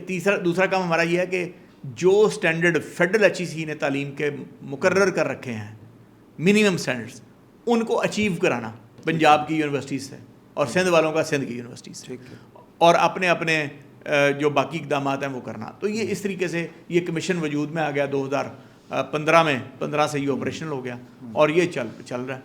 اچھا ڈاکٹر صاحب, مجھے ریسنٹلی آپ کے ادارے کی, آپ ہی کی بنائی ہوئی ایک رپورٹ دیکھنے کا موقع ملا. جی جی. جس میں پاکستان میں ہائر ایجوکیشن کی صورتحال کا کچھ تذکرہ تھا اور اسپیسیفکلی پنجاب میں جو تعلیمی مواقع سہولیات ہیں ان کا جائزہ تھا. جی جی.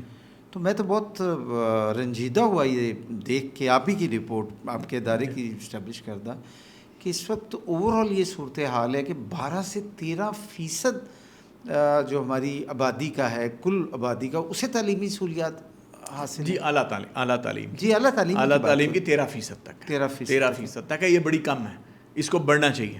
تو یہ تو بہت تشویشناک صورتحال ہے. جی بالکل تشویشناک صورتحال ہے. بالکل ہے. اس کی بنیادی وجہ کیا ہے؟ اس کی سر بنیاد دیکھیں, جب پاکستان بنا تھا تو ہمارے پاس صرف ایک یونیورسٹی تھی. ٹھیک ہے. اچھی زیادہ یونیورسٹیز, زیادہ اچھی زمینیں, زیادہ اچھی بلڈنگس, زیادہ اچھے سسٹمز اس حصے میں رہ گئے جو انگریز نے ہندوستان کے حوالے کیا. ٹھیک ہے. ہمارے پاس یا پہاڑ دیے یا صحرا دیے یا بنجر زمینیں دیں, تو ہمیں وہ ریموٹ ایریا ملا پاکستان کا. ٹھیک ہو. اور ہمارے حصے میں ایک یونیورسٹی آئی. ٹھیک. اور جیسا میں نے اپنے بچپن کا ذکر کیا، یہاں تو اسکول نہیں ہوتے تھے. جی ہاں. تو 76 سالوں میں الحمدللہ پاکستان نے بہت ترقی کی. آج پاکستان کی کوئی 257 یا 259 لیٹسٹ کہتے ہیں ہم یونیورسٹیز ہیں ہمارے پاس 259. تو یہ ایک بہت بڑی ترقی ہے کہ ایک یونیورسٹی سے 259. لیکن ہمارا ایشو یہ ہے کہ ہماری آبادی کی بڑھنے کی رفتار بہت زیادہ ہے. یعنی تعلیمی اداروں کے بڑھنے کے مقابلے میں آبادی زیادہ ہے. ہماری اچھا، آبادی ایک ریزن یہ ہے. ہماری آبادی کی رفتار بہت تیزی سے بڑھی ہے، اور اتنی تیزی سے ہماری اکانومی نے ترقی نہیں کی، ہماری معیشت نے اس رفتار سے ترقی نہیں کی. اور اس کی وجہ یہ تھی کہ ہم ایک زرعی ترقی تھے، ہم ایک روایتی زرعی ملک تھے، اور اس زرعی اکانومی میں پروفیٹیبلٹی بہت کم ہے. انڈسٹریل ملک نہیں. ہم انڈسٹریل ملک نہیں تھے، ہم high tech value added items نہیں بنا رہے تھے. تو ہماری جی ڈی پی جو ہے وہ بڑی کم رہی، اور ہم اس میں سے کم پیسہ اس کے اوپر انویسٹ کرتے رہے. دوسری بات یہ کہ جو حکومتیں یہاں رہیں ان کی ترجیحات میں اعلیٰ تعلیم جو تھی وہ نیچے رہی، اس کو وہ پرائیورٹی نہیں مل سکی جو ملنی چاہیے تھی.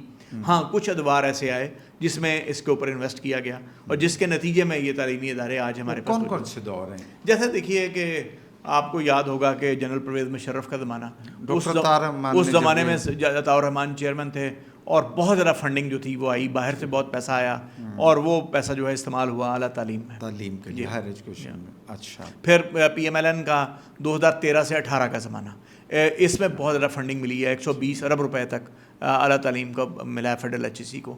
تو اس میں میکسیمم فنڈنگ ہوئی ہے. اچھا، آپ نے اپنی اس گفتگو میں بھی ہم سایہ ملک کا ذکر کیا، لیکن آبادی تو اس کی بھی بہت زیادہ ہے، اور 1 ارب سے بھی اوپر اس کی آبادی ہو گئی ہے. اور جتنے بھی تعلیمی ادارے اس کو ملے ہوں گے، اس کی صورتحال کیا ہے؟ جو ہم دیکھتے ہیں وہ تو بڑا نعرہ لگاتے ہیں. اچھا، انڈیا کی کچھ میں نے پڑھا ہے، میرا ذاتی جو نالج ہے اس میں انڈیا کی کچھ خوش قسمتیاں رہی ہیں. ایک یہ کہ مولانا آزاد ان کے پہلے، ابوالکلام کلام آزاد ان کے پہلے وزیر تعلیم تھے. تو اس سے کیا تو انہوں نے اس ملک میں جو تعلیم ہے اور اعلیٰ تعلیم ہے اس کے انفراسٹرکچر کو اور اس کی سمت کو متعین کیا. ایک چیز تو یہ ہے کہ وہ انہوں نے بہت اچھے طریقے سے اس کی بنیاد رکھی. دوسری بات یہ ہے کہ نہرو جب گئے وہاں پہ امریکہ اور جان ایف کینیڈی سے ملے، تو انہوں نے ریکویسٹ کی کہ آپ ایم آئی ٹی کو ریپلیکیٹ کر دیں انڈیا میں. اور امریکنس نے آ کے انڈیا میں انڈین انسٹیٹیوٹ آف ٹیکنالوجی کھڑے کیے، جو کہ آج ان کی تعداد انڈیا میں کوئی 23 کے قریب انڈین انسٹیٹیوٹ آف ٹیکنالوجی ہیں، ڈفرینٹ شہروں کے اندر ہے، جو ایم آئی ٹی کا ریپلیکا ہیں. اور انہوں نے ایم آئی ٹی نے بیسیکلی انڈیا کی ترقی کی بنیادی ریڑھ کی ہڈی کا کردار ادا کیا. دوسری بات یہ ہے کہ 47 میں ہی جو ہندو تھے انہوں نے جب ہمارے 1857 میں جب انگریزوں نے مغلوں سے حکومت چھینی تھی، تو وہ ہمارے نیچرلی دشمن بن گئے، اور وہ ہندو قومیت کو، ہندوؤں کو پروموٹ کرنے لگے ہمارے مقابلے میں. تو ان کے تعلیمی ادارے اور ہندوؤں نے انگریزی تعلیم کو گلے لگایا، اور مسلمانوں نے انگریزی تعلیم کا بائیکاٹ کیے رکھا. تو جو ہندو پاپولیشن تھی وہ شروع سے ہی تعلیم میں ہم سے زیادہ تھی، ہم سے آگے تھے، اور ان کے تعلیمی ادارے ہم سے کہیں بہتر تھے، اور اس وجہ سے وہاں یونیورسٹیز کی تعداد شروع سے ہی زیادہ تھی. لیکن ڈاکٹر صاحب وہ بھی انڈسٹریل نہیں، ٹھیک ہے. دوسری بات یہ ہے کہ وہ ایک بہت بڑا ملک تھا، ان کی جی ڈی پی کا والیوم بہت بڑا تھا. ٹھیک ہو گیا. اس والیوم کے تحت انہوں نے جو اس کے اوپر انویسٹمنٹ کی ہم سے کئی گنا زیادہ کی اعلیٰ تعلیم کے اوپر، جس کی وجہ سے وہاں یونیورسٹیز کی تعداد زیادہ بنی، اور ان کی آبادی کو رسائی ان کے نوجوانوں کو یونیورسٹی تک زیادہ ملی. تو یہ ایک بنیادی فرق. اچھا، آپ میرے ایک سوال کا جواب دیجیے گا کہ اب ماضی کی ہی ہم گزرے سالوں کی بات کریں، اگر ہم کچھ اور سنجیدہ ہوتے تو کیا کوئی کوشن تھا ہماری معیشت میں، ہمارے وسائل میں، کہ ہم اس سے زیادہ ادارے بنا سکتے؟ بالکل تھا. کچھ مجرمانہ غفلت نہیں، میں دیکھیں بالکل تھا. یہ ہمیشہ حکومت جب آپ بجٹ دیکھتے ہیں اور ایلوکیشنز دیکھتے ہیں تو آپ کو پتہ چلتا ہے کہ یہ جو گورنمنٹ ہے اس کی پرائورٹی کون سے ایریاز ہیں، وہ کس سیکٹر کو زیادہ ترجیح دے رہی ہے. تو تعلیم کو، جو اعلیٰ تعلیم ہے، اس میں 1% جی ڈی پی کا ہم پچھلے کئی سالوں سے 1% جی ڈی پی کا ہم خرچ رہے ہیں اس میں. اس پہ ایک میرا سوال ہے، لیکن میں آگے آ کے آپ سے کروں گا، اسی بات کو لنک کروں گا. اچھا، یہ فرمائیں کہ موجودہ جو حالات ہیں، اور اس پر میں پنجابی کی پہلی بات کر لیتا ہوں، کیا ہائر ایجوکیشن کمیشن آپ لوگوں نے کوئی پلان بنایا ہے کہ یہ سہولیات کو انہینس کرنے جی ہاں، میں ان میں جی اضافہ ہاں، کرنا، ہاں، وہ پلان کیا ہے وہ بتائیے؟ وہ پلان یہ ہے کہ ایک تو ہم نے یہ پلان گورنمنٹ کو بنا کے دیا ہے کہ حکومتیں ماضی میں یہ کرتی رہی ہیں کہ اگر 2-4 عوامی نمائندے جو ہیں یا وزیر اعلیٰ کہیں دورہ کرتا ہے یا کرتی ہیں تو وہ یہاں جاتے ہیں، وہاں علاقے کے لوگ جو ہیں وہ ان سے ڈیمانڈ کرتے ہیں کہ یہاں یونیورسٹی ہونی چاہیے، تو وہ ایک ہسپتال ہونا چاہیے، ایک دانش اسکول یا کوئی بھی اسکول ہونا چاہیے، تو وہ اعلان کر دیتے ہیں۔ تو کمیشن نے ایک انہیں بنا کے دیے پرپوزل کہ آپ یہ کریں کہ ڈائریکٹ یونیورسٹی بنانے کی بجائے جو سب کیمپسز ہمارے بنے ہوئے ہیں اور 10 سال سے آپریٹ کر رہے ہیں، ان کے پاس اپنی بلڈنگز موجود ہیں، 4 فیکلٹیز موجود ہیں، اساتذہ موجود ہیں، ایڈیشنل رجسٹرارز موجود ہیں، ایڈیشنل کنٹرولر موجود ہیں، پورا ایک سسٹم موجود ہے، اس کو اگر آپ 2 ارب روپے دیں اور اس کو ڈکلیئر کریں یونیورسٹی تو وہ ایک سکسیزفل ماڈل ہوگا۔ ٹھیک ہے، ٹھیک ہے، نئی یونیورسٹی بنتی ہیں، اس ماڈل پہ کچھ تجربے ہوئے بھی ہیں، اور نہیں ابھی ہماری جو وزیر اعلیٰ ہیں مریم نواز صاحبہ، انہوں نے اس کو ایکسیپٹ کر لیا، انہوں نے 4 سب کیمپسز کو یونیورسٹیز ڈکلیئر کرنے کا کہا ہے، ہدایات دی ہیں۔ اس میں سے 2 تو مجھے یاد ہیں، ایک جھیلم میں اور ایک وہاڑی میں، 2 اور ہیں۔ یہ کس یونیورسٹی کی ہے؟ وہاڑی والی؟ یہ مختلف یونیورسٹیوں، ایک BZU کا ہے، ایک شاید پنجاب یونیورسٹی کا ہے۔ تو انہوں نے اسے کہا کہ ہاں اس سے ایگری کیا ہے کہ ان کو ہم 2 ارب روپے دیں گے اس سال اور ان کو یونیورسٹی ڈکلیئر کریں گے۔ تو اس کا مطلب یہ ہے کہ 8 ارب روپے تو انویسٹمنٹ آ رہی ہے اس میں۔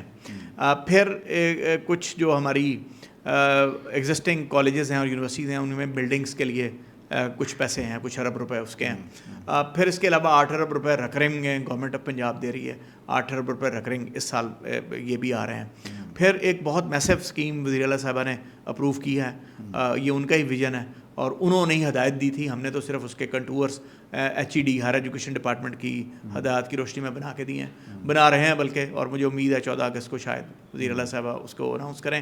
وہ 25,000 اسٹوڈنٹس کے لیے اسکالرشپ ہے۔ اچھا، scholarship, it's a big scheme جس کے اوپر اربوں روپیہ لگے گا، اس ایک سال میں کوئی 5.2 ارب روپے اس میں لگیں گے، ٹوٹل کوئی 25 ارب روپے کا پروجیکٹ ہے جس میں 25,000 اسٹوڈنٹس ہمارے جو ہیں BS لیول کے، ان کو فل فی۔ اور یہ 25 ارب کتنے سالوں میں خرچ ہوگا؟ یہ آگے 5 سال میں چلے گا، 5 سال کا منصوبہ، یہ منصوبہ 5 ایئرس، یعنی اس میں چلے گا۔ اچھا یہ بھی بتائیں کہ یہ جو موجودہ کالجز یا یونیورسٹی، بلکہ یہ 5 سے نہیں، یہ زیادہ چلے گا، 7 سال چلے گا، کیونکہ ہر سال 4 سال آپ دیں گے نا تو ہر سال چلتا رہے گا۔ اوکے، 7 سال کا 7 یہ سال منصوبہ ہے۔ اچھا ڈاکٹر صاحب یہ فرمائیں، موجودہ جو کالجز ہیں ہمارے، یونیورسٹیز ہیں، ان کو اپ گریڈ کرنے میں، یا جو میں نے آپ کی رپورٹ پڑھی اس میں یہی ہے نا، سیٹیں کم ہیں، مواقع تعلیمی کم ہیں، ان کو اپ گریڈ کرنے میں کون کون سی رکاوٹیں ہیں فی الحال؟ اچھا دیکھیں، سب سے بڑی رکاوٹ ہوتی ہے پیسے کی۔ ٹھیک ہے، اگر آپ نے انفراسٹرکچر بڑھانا ہے آپ کو پیسہ ریکوائرڈ ہے۔ دوسری ایک پرابلم یہ ہے کہ ہماری جو یونیورسٹیز ہیں ان کی عمر بڑی کم ہے۔ دنیا میں جو یونیورسٹیز ہیں وہ 200 سال، 300 سال، 900 سال پرانی ہیں، ٹھیک ہے۔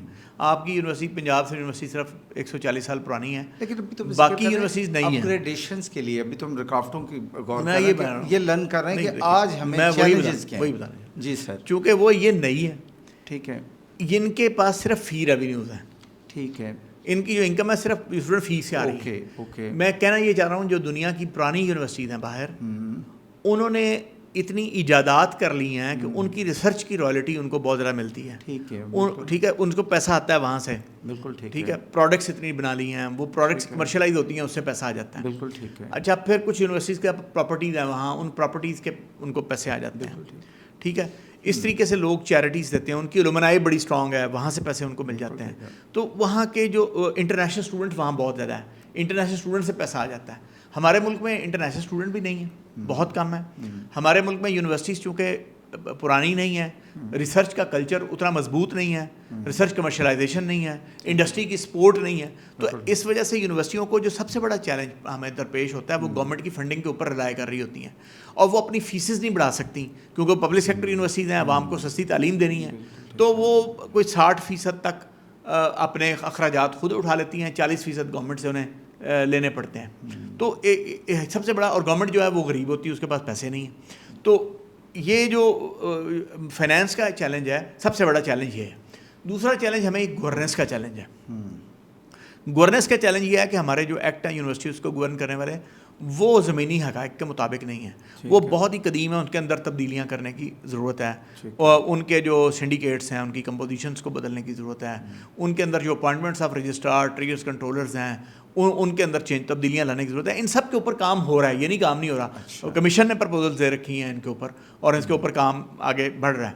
اچھا، ایک تو یہ چیلنج ہے، پیسے کا چیلنج. دوسرا پھر لیڈرشپ کا ایک بحران ہے کہ اچھے لیڈرز ہوں جو یہ جانتے ہوں کہ دنیا کی یونیورسٹیز اور دنیا کے کالجز ان کا کریکولم کیسا ہے اور کیا میتھڈالوجیز ہیں یونیورسٹی انڈسٹری لنکیجز بنانے کے لیے، جدید ٹیکنالوجی آرٹیفیشیل انٹیلیجنس کے ساتھ کیا لنکیجز کرنی ہیں، پیسے ریونیوز کیسے جنریٹ کرنے ہیں، فنڈ ریزنگ کیسے کرنی ہے.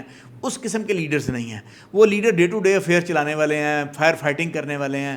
تو یہ بھی ایک لیڈرشپ کا کرائسس بھی ہمیں ہے، جس کے اوپر پنجاب ہائر ایجوکیشن کمیشن بہت محنت سے ٹریننگ پروگرامس، میسو ٹریننگ پروگرامس ہم نے لانچ کر رکھے ہیں. رجسٹرارس کی ٹریننگ، ٹریئرس کی ٹریننگ، کنٹرول ایگزامینیشن کی ٹریننگ، وائس چانسلرس کی ٹریننگ، کوالٹی انہانسمنٹ سیلس کے ڈائریکٹر کی ٹریننگ، اورگ ڈائریکٹرس کی ٹریننگ، فیکلٹی کی ٹریننگ. تو یہ ایک ایسی لڑائی ہے، میں آپ کو بتا نہیں سکتا، جس کی اتنی ڈائمینشنز ہیں اور اتنا کام کرنے والا ہے اور یہ اتنا ہیوج چیلنج ہے کہ جس کی کوئی انتہا نہیں ہے. ڈاکٹر صاحب، پاکستان میں پرائیویٹ سیکٹر میں اگر کوئی گروپ کالج یا یونیورسٹی کھڑا کرنا چاہے، اسٹیبلش کرنا چاہے، تو کیا قانونی مراحل ہمارے ہاں آسان ہے یا مشکل ہے؟ دیکھیں، جو تو جینون لوگ ہیں ان کے لیے آسان ہے، اور جو لوگ تعلیم میں ایز اے کاروبار بنانے کے لیے گھس آتے ہیں اور وہ چاہتے ہیں کہ سفارشوں سے، جینون سے مراد کیا؟ میں بتاتا ہوں، سفارشوں سے وہ اپنی فائلیں نکلوا لیں گے تو وہ ہمیں گالیاں دیتے ہوئے آپ کو نظر آئیں گے کہ ہم ان کے لیے رکاوٹ کھڑی کرتے ہیں، دیکھیں جی یہاں یہ ہم تو پیسہ لانا چاہتے ہیں یا ایسا کر رہے ہیں. وہ آپ کو پوری پکچر نہیں بتاتے. جو گورنمنٹ آف پنجاب کی 2006-2007 کی پالیسی ہے وہ بڑی واضح ہے، ہماری ویب سائٹ پہ بھی پڑی ہے.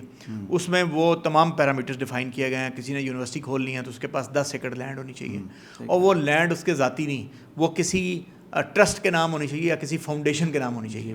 ٹھیک ہے، کیونکہ ایجوکیشن ایک مشن ہے. اس فلاسفی کو مد نظر رکھتے ہوئے ہماری گورنمنٹ نے یہ طے کر رکھا ہے. اچھا، اب بہت سے لوگ ایسے ہیں جو زمین اپنے نام رکھنا چاہتے ہیں کہ اگر کل کو یونیورسٹی فیل ہو جائے تو ہم کوئی اور کاروبار کر لیں، کل کو زمین مہنگی ہو جائے تو ہم ہاؤسنگ سوسائٹی کاٹ لیں. تو جب ہم انہیں کہتے ہیں کہ نہیں، آپ نے اس کو فاؤنڈیشن کے نام کرنا ہے، ٹرسٹ کے نام کرنا ہے، تو وہ اس کو ایک رکاوٹ سمجھتے ہیں ہماری طرف سے. دوسری بات یہ ہے کہ اس کے اوپر ایک پرپز بلڈ بلڈنگ ہو، یونیورسٹی کی بلڈنگ، یونیورسٹی کا ڈیزائن، ٹھیک ہے، اس میں 30% اوپن ایریاز ہوں، اس کے اندر کیفیٹیریا ہو، اس کے اندر لائبریری ہو، وہ تمام چیزیں ہوں، اس میں اسٹوڈنٹ، اس میں ٹیچرز ہوں، اسٹوڈنٹ ٹیچر ریشو ہو، اس میں پی ایچ ڈی اساتذہ ہوں، اس میں ہر سبجیکٹ کی 1500 کتابیں ہوں، اس میں ہر سبجیکٹ کے 15 جرنلز ہوں. تو یہ پورا کرائٹیریا ہے جو پنجاب ہائر ایجوکیشن کمیشن پورا کراتا ہے.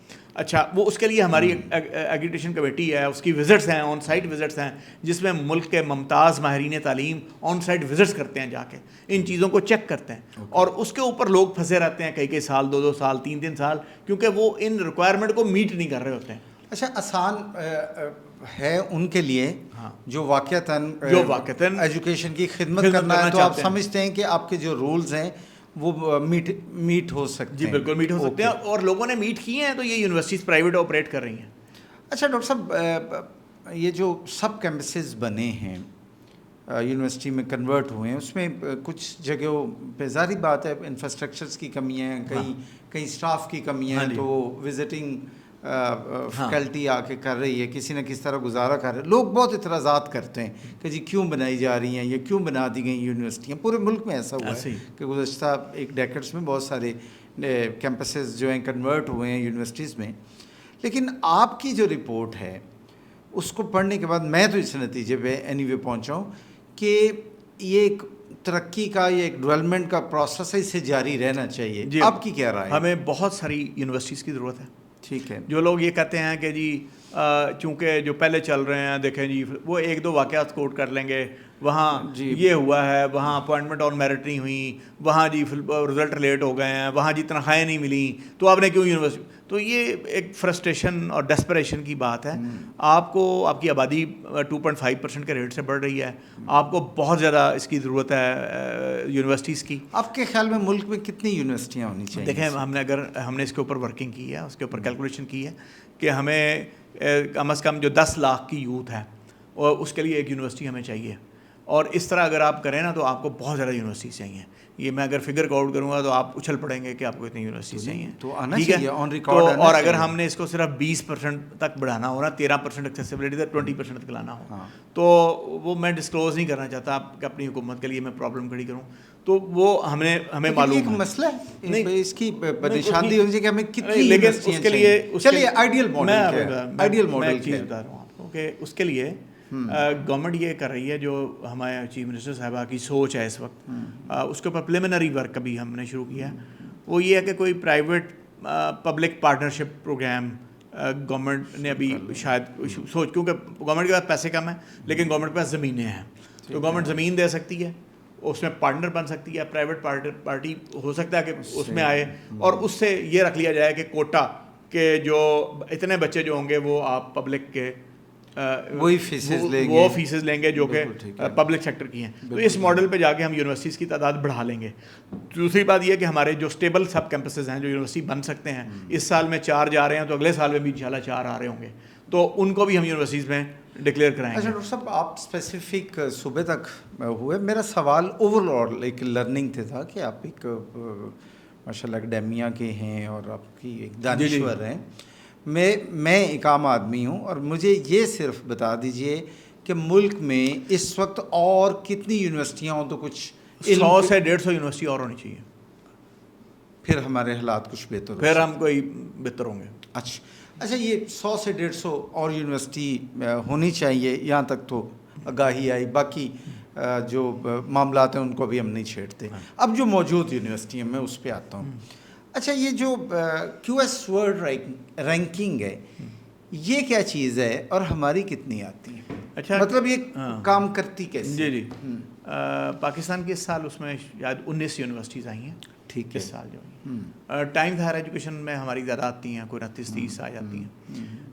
یہ کام ان کے کچھ پیرامیٹرز ہیں. ٹھیک ہے, وہ پیرامیٹرز یہ ہیں کہ یہ مختلف جو امپلائرز ہیں, کمپنیز ہیں, ان سے یہ سروے کراتے ہیں کہ آپ پاکستانی یونیورسٹیز سے جو آپ کے پاس لوگ امپلائڈ ہیں ان کی پرفارمنس سے آپ کتنے مطمئن ہیں, ان کی قابلیت کو چیک ہوتی ہے. اور وہ ان کو لسٹ دیتے ہیں, مثلا کہ جی آپ بتائیے پنجاب یونیورسٹی ہے, کراچی یونیورسٹی فلاں, تو آپ ان کو کہاں رینک کرتے ہیں. تو امپلائرز جو ہے نا وہ ان کو فیڈ بیک دیتے ہیں. ٹھیک ہے, جیسے نیسلے ہے یا کوئی ایسی کمپنی ہے, تو وہ انہیں بتاتی ہے جی ہمارے پاس لم سے ہم اس سے بڑے مطمئن ہیں, فلاں سے وہ یہاں رینک کرتا ہے, وہ فلاں رینک کرتا ہے. تو ایک تو امپلائرز کا فیڈ بیک آ گیا. پھر یہ نا دنیا کی علمنائے جو ایسوسیشنز ہیں, یہ علمنائے سے فیڈ بیک لیتے ہیں کہ آپ اس یونیورسٹی کے اسٹوڈنٹ رہے ہیں, آپ اس کی معیار تعلیم سے کتنا مطمئن ہیں. ٹھیک ہے, 2 باتیں ہو گئی. تیسری بات یہ اس یونیورسٹی کی ریسرچ, اس کی پبلیکیشنز کو اٹھاتے ہیں کہ یہ جو اس کی ریسرچ ہے یہ کس قسم کے جرنلز میں چھپی ہے, اس کا امپیکٹ فیکٹر کتنا ہے, اس کی سائٹیشنز کتنی ہیں, اس یونیورسٹی کی یہ کوئی کسی کام کی ریسرچ بھی ہے یا نہیں ہے, اس کا امپیکٹ کتنا ہے ریسرچ کا. تو کوالٹی آف ریسرچ ایکسلنس کتنی ہے, یعنی پہلے انہوں نے ایکڈیمک ایکسلنس چیک کر لی, پھر اب ریسرچ ایکسلنس پہ آ گئے. پھر وہ اس کا انفراسٹرکچر دیکھتے ہیں کہ اس یونیورسٹی کے پاس سوئمنگ پول ہے, اس یونیورسٹی کے پاس فارن اسٹوڈنٹس ہیں, فارن فیکلٹی ہے, ایک کولیبریشنز ہیں, انٹر ڈسپلنری ہے, ملٹی ڈسپلنری ریسرچ ہے. تو وہ تمام ایسے ان کے 8-9 پیرامیٹرز وہ رکھتے ہیں. ان پیرامیٹرز کے اوپر نمبر آف اسٹوڈنٹس کتنے ہیں, نمبر آف ٹیچرس کتنے ہیں, اسٹوڈنٹ ٹیچر ریشو کتنی ہے, پی ایچ ڈی فیکلٹی کتنی ہے, postgraduate versus undergraduate کتنا ہے. تو یہ اس کا ان کا ایک اس کے اوپر ان کے پاس سافٹ ویئرز ہیں. اچھا یہ جو رینکنگ ہے اور قابل اطمینان رینکنگ کس نمبر تک ہوتی ہے؟ دیکھیں ٹاپ 100 یونیورسٹیز جو ہے نا وہ قابل اطمینان رینک, وہ قابل اطمینان, اور الحمدللہ ان 100 میں نہیں ہے. اچھا نہیں ہے. اچھا ایک بات سنیں, میری بات سنیں, یہ کوئی ایسی بات نہیں کہ جس کے اوپر ہم یہ کہیں کہ ہم نے ایفرٹ ہی نہیں کی کہ ہم 100 میں آئیں, ہم نے اتنے ریسورسز ایلوکیٹ ہی نہیں کیے. مثلا جو 100 میں ہیں یونیورسٹیز ان کو آپ اٹھا لیں, اس ایک یونیورسٹی کا بجٹ آپ کے پورے پاکستان کے تعلیمی بجٹ سے زیادہ ہے. ٹھیک ہے, تو اگر میں آپ کو آکسفورڈ یونیورسٹی کی صرف انڈومنٹ فنڈ ان کا بتاؤں تو 69 بلین پاؤنڈ ہے, 69 بلین پاؤنڈ, ناٹ ڈالر. یہ میں بجٹ نہیں کہہ رہا, اور آج جب میں بجٹ کا ایک کمپوننٹ کہہ رہا ہوں. اگر MIT میں رہوں تو 24 ارب ڈالر اس کا انڈومنٹ ہے, تو اس کا بجٹ ہی آپ کے پورے تعلیمی بجٹ سے زیادہ ہوگا. یہ تو ٹھیک ہے, یہ مختصر اگر وہ پہلے نمبر پہ آئے ہیں تو وہ ڈیزرو کرتے ہیں, انہوں نے انویسٹ کیا اس پہ. Quality comes with the price. میری بات سنیں, آپ ایک اچھا کوٹ خریدنے جاتے ہیں تو وہ اس کا تعلق پیسے سے ہے. تو آپ نے کیسے سوچ لیا کہ ایک جو اچھی تعلیم ہے وہ بغیر پیسے کے آ جائے گی؟ آپ جتنا پیسہ جتنا گڑ ڈالیں گے اتنا اس میں میٹھا آنا ہے. تو یہ ہم نے دیکھیں چین میں آپ کو بتاؤں اس نے اپنی 100 یونیورسٹیز کو پک کیا ہے اور اس نے کہا کہ یہ 211 ہے, اس کی ایلیٹ گروپ 211. انہوں نے کیا کیا, انہوں نے کہا باقی یونیورسٹیز کو ہم تو بجٹ کم دیں گے, ان کو ہم میکسیمم بجٹ دیں گے تاکہ یہ اس میں آئیں, ٹاپ 100 میں آئیں. تو آئی ان کی یونیورسٹی تسنگوا یونیورسٹی ان کی آئی ٹاپ 20 میں آئی, اسی گروپ میں آئی. ان کی کئی اور یونیورسٹیاں آئیں. تو اسی طرح ہر ملک جو ہے نا وہ اسٹریٹجی بناتا ہے. کسی زمانے میں ایچ ای سی نے P15 کے نام ان کے پتہ نہیں 15 یونیورسٹیز بنائی تھی, لیکن وہ فنڈنگ نہیں کر سکے. ایک زمانے میں میں نے P5 بنائی کہ پنجاب کی 5 کو ہم اگر فائنانس کر لیں تو سر نہیں تھے پیسے. ڈاکٹر صاحب کیا رینکنگ میں آنے کے لیے, ورلڈ رینکنگ میں آنے کے لیے, اور جو پیرامیٹرز ابھی ہم نے ڈسکس کر لیے, وہ صرف پیسے کی وجہ سے ہم ٹاپ آپ کے ہاں جو دکھائی دیتا ہے ایک عام آدمی کو؟ میں سوال ابھی کمپلیٹ ہی کرنے جا رہا ہوں. پیچھے آپ نے ذکر کیا کہ اب ہمارا جو استاد ہے وہ صرف دیہڑی تک اس کے ہمارا جو اسٹوڈنٹ ہے وہ صرف ڈگری کی ایک وہ کاغذ تک ہے. ہمارے تعلیمی اداروں میں اب یہ حال ہے کہ قومیت کی بھی جو سیاست ہے, جو آپ نے رینکنگ کی بات کی نا, اس کا پیسے سے بہت گہرا تعلق ہے. ٹھیک ہے, مثال کے طور پہ تو ہمارے تو یہ ساری میں مثال دیتا ہوں. مثال کے طور پہ آپ نے اگر کوالٹی آف تعلیم جو ہے ایجوکیشن کو اچھا کرنا ہے, ٹھیک ہے, تو آپ کو اچھا استاد لانا ہے. ٹھیک ہے, اگر آپ بہترین استاد لے آئیں گے تو آپ بہترین گریجویٹ پروڈیوس کر لیں گے. ٹھیک ہے. اچھا اگر اچھا استاد, بہترین استاد مجھے ہارورڈ سے پڑھا ہوا چاہیے, یا آئی وی لیگ یونیورسٹی سے پڑھا ہوا چاہیے, یا ٹاپ 100 یونیورسٹی سے پڑھنا چاہیے, تو ایک یونیورسٹی میں مجھے 7 کروڑ 8 کروڑ روپے خرچ کے تو وہاں سے پی ایچ ڈی کروا کے لانا پڑے گا بندہ. تو کاسٹ انوالوڈ ہے. ٹھیک ہے. پھر اس استاد کو مجھے سیلری زیادہ دینی ہے. ٹھیک ہے. ٹھیک ہے, وہ زیادہ سیلری دوں گا تو وہ رہے گا, ورنہ وہ نہیں رہے گا. اس فیکلٹی کو ریٹین کرنا ہے. پھر جو اگر میں نے رینکنگ میں آنا ہے تو میری ریسرچ بہت ٹاپ کلاس ہونی چاہیے اور دنیا کے ٹاپ کلاس جرنل میں آنی چاہیے. وہ ریسرچ کرنے کے لیے مجھے ایسی لیبارٹری کی ضرورت ہے جہاں ایک مشین جو ہے 6 کروڑ روپے کی, 4 کروڑ روپے کی ہو, جدید ترین مشین ہو, NMR مشین ہو, XRD ہو, XRF ہو, ہے نہیں, اور اس طرح کی بے شمار HPLCs مشینز ہوں. تو ان مشینوں کو پھر مجھے رننگ رکھنا ہے, ان کے آپریٹنگ ایکسپینسز ہیں. تو یہ کروڑوں روپے کی مجھے مشینز چاہیے ہوں گی ہر ڈپارٹمنٹ کو. تو اس میں پیسہ ریسرچ میں انوالوڈ ہے. ٹھیک ہے, R&D is a very costly business. اور رینکنگ میں R&D کو میجر ان کے جو پوائنٹس ہیں وہ R&D کے اوپر ہیں. پھر اگر مجھے فورن اسٹوڈنٹس لانے ہیں تو پاکستان میں تو دہشت گردی کی وجہ سے اسٹوڈنٹس نہیں آ رہے فورن. تو مجھے کیا کرنا چاہیے کہ مجھے ان کے لیے یہاں سے اسکالرشپ کھڑے کرنے چاہیے گورنمنٹ لیول کے اوپر, کہ ہم فورن اسٹوڈنٹس لانا چاہتے ہیں, سری لنکا سے لانا چاہتے ہیں, افریقہ سے لانا چاہتے ہیں, سینٹرل ایشیا سے لانا چاہتے ہیں, ہم ان کو فلی فنڈڈ اسکالرشپ دیں. تو اس کے لیے ہمیں پیسے چاہیے کہ ہم ان کو دیں. اچھا, وہ آئیں گے تو ہماری یونیورسٹیز کی رینکنگ جو ہے وہ اوپر جائیں گی. اگر میں چاہتا ہوں کہ فورن فیکلٹی یہاں پڑھانے آئے تو ظاہر ہے مجھے 10 15 لاکھ روپے سیلری کے اوپر فورن پروفیسرز کو یہاں لانا پڑے گا کہ وہ آئیں اور یہاں پڑھائیں. تو اس لیے کاسٹ کا تعلق ہے. اوکے, ہم کاسٹ ہی کو اسی بات کو آگے بڑھاتے ہیں, اور ہمارے آج کے پوڈ کاسٹ کا یہ آپ سے آخری سوال ہوگا. بجٹ میں جو ہائر ایجوکیشن کے لیے رقم ہے وہ زیادہ سے زیادہ یا جتنی ضرورت ہے اتنی مختص کرنے کے لیے اکیڈیمیا اور اوور آل جو آپ لوگ مینجمنٹ میں ہیں, جیسے کچھ باڈیز بن گئی ہیں, وہ باڈیز کیا کردار ادا کر سکتے ہیں؟ کہ ہم سب یہ نا یہ کہہ دینا کہ گورنمنٹ جو اکیلی ہے وہ ہمیں اربوں روپیہ دے دے, کھربوں روپیہ دے دے, یہ ممکن نہیں ہے. ٹھیک ہے, ٹھیک ہے, یہ پریگمیٹک نہیں ہے. پاکستان کے پاس پیسے نہیں ہیں. ٹھیک ہے. اچھا, اب اس کے لیے ہمیں جو ہمارے اکیڈیمک لیڈرز ہیں, جو وائس چانسلرز ہیں, ان کو انوویٹیو اپروچز اپنانی ہے. ان کو نا پیپر برائے پیپر نہیں چھاپنا ہے.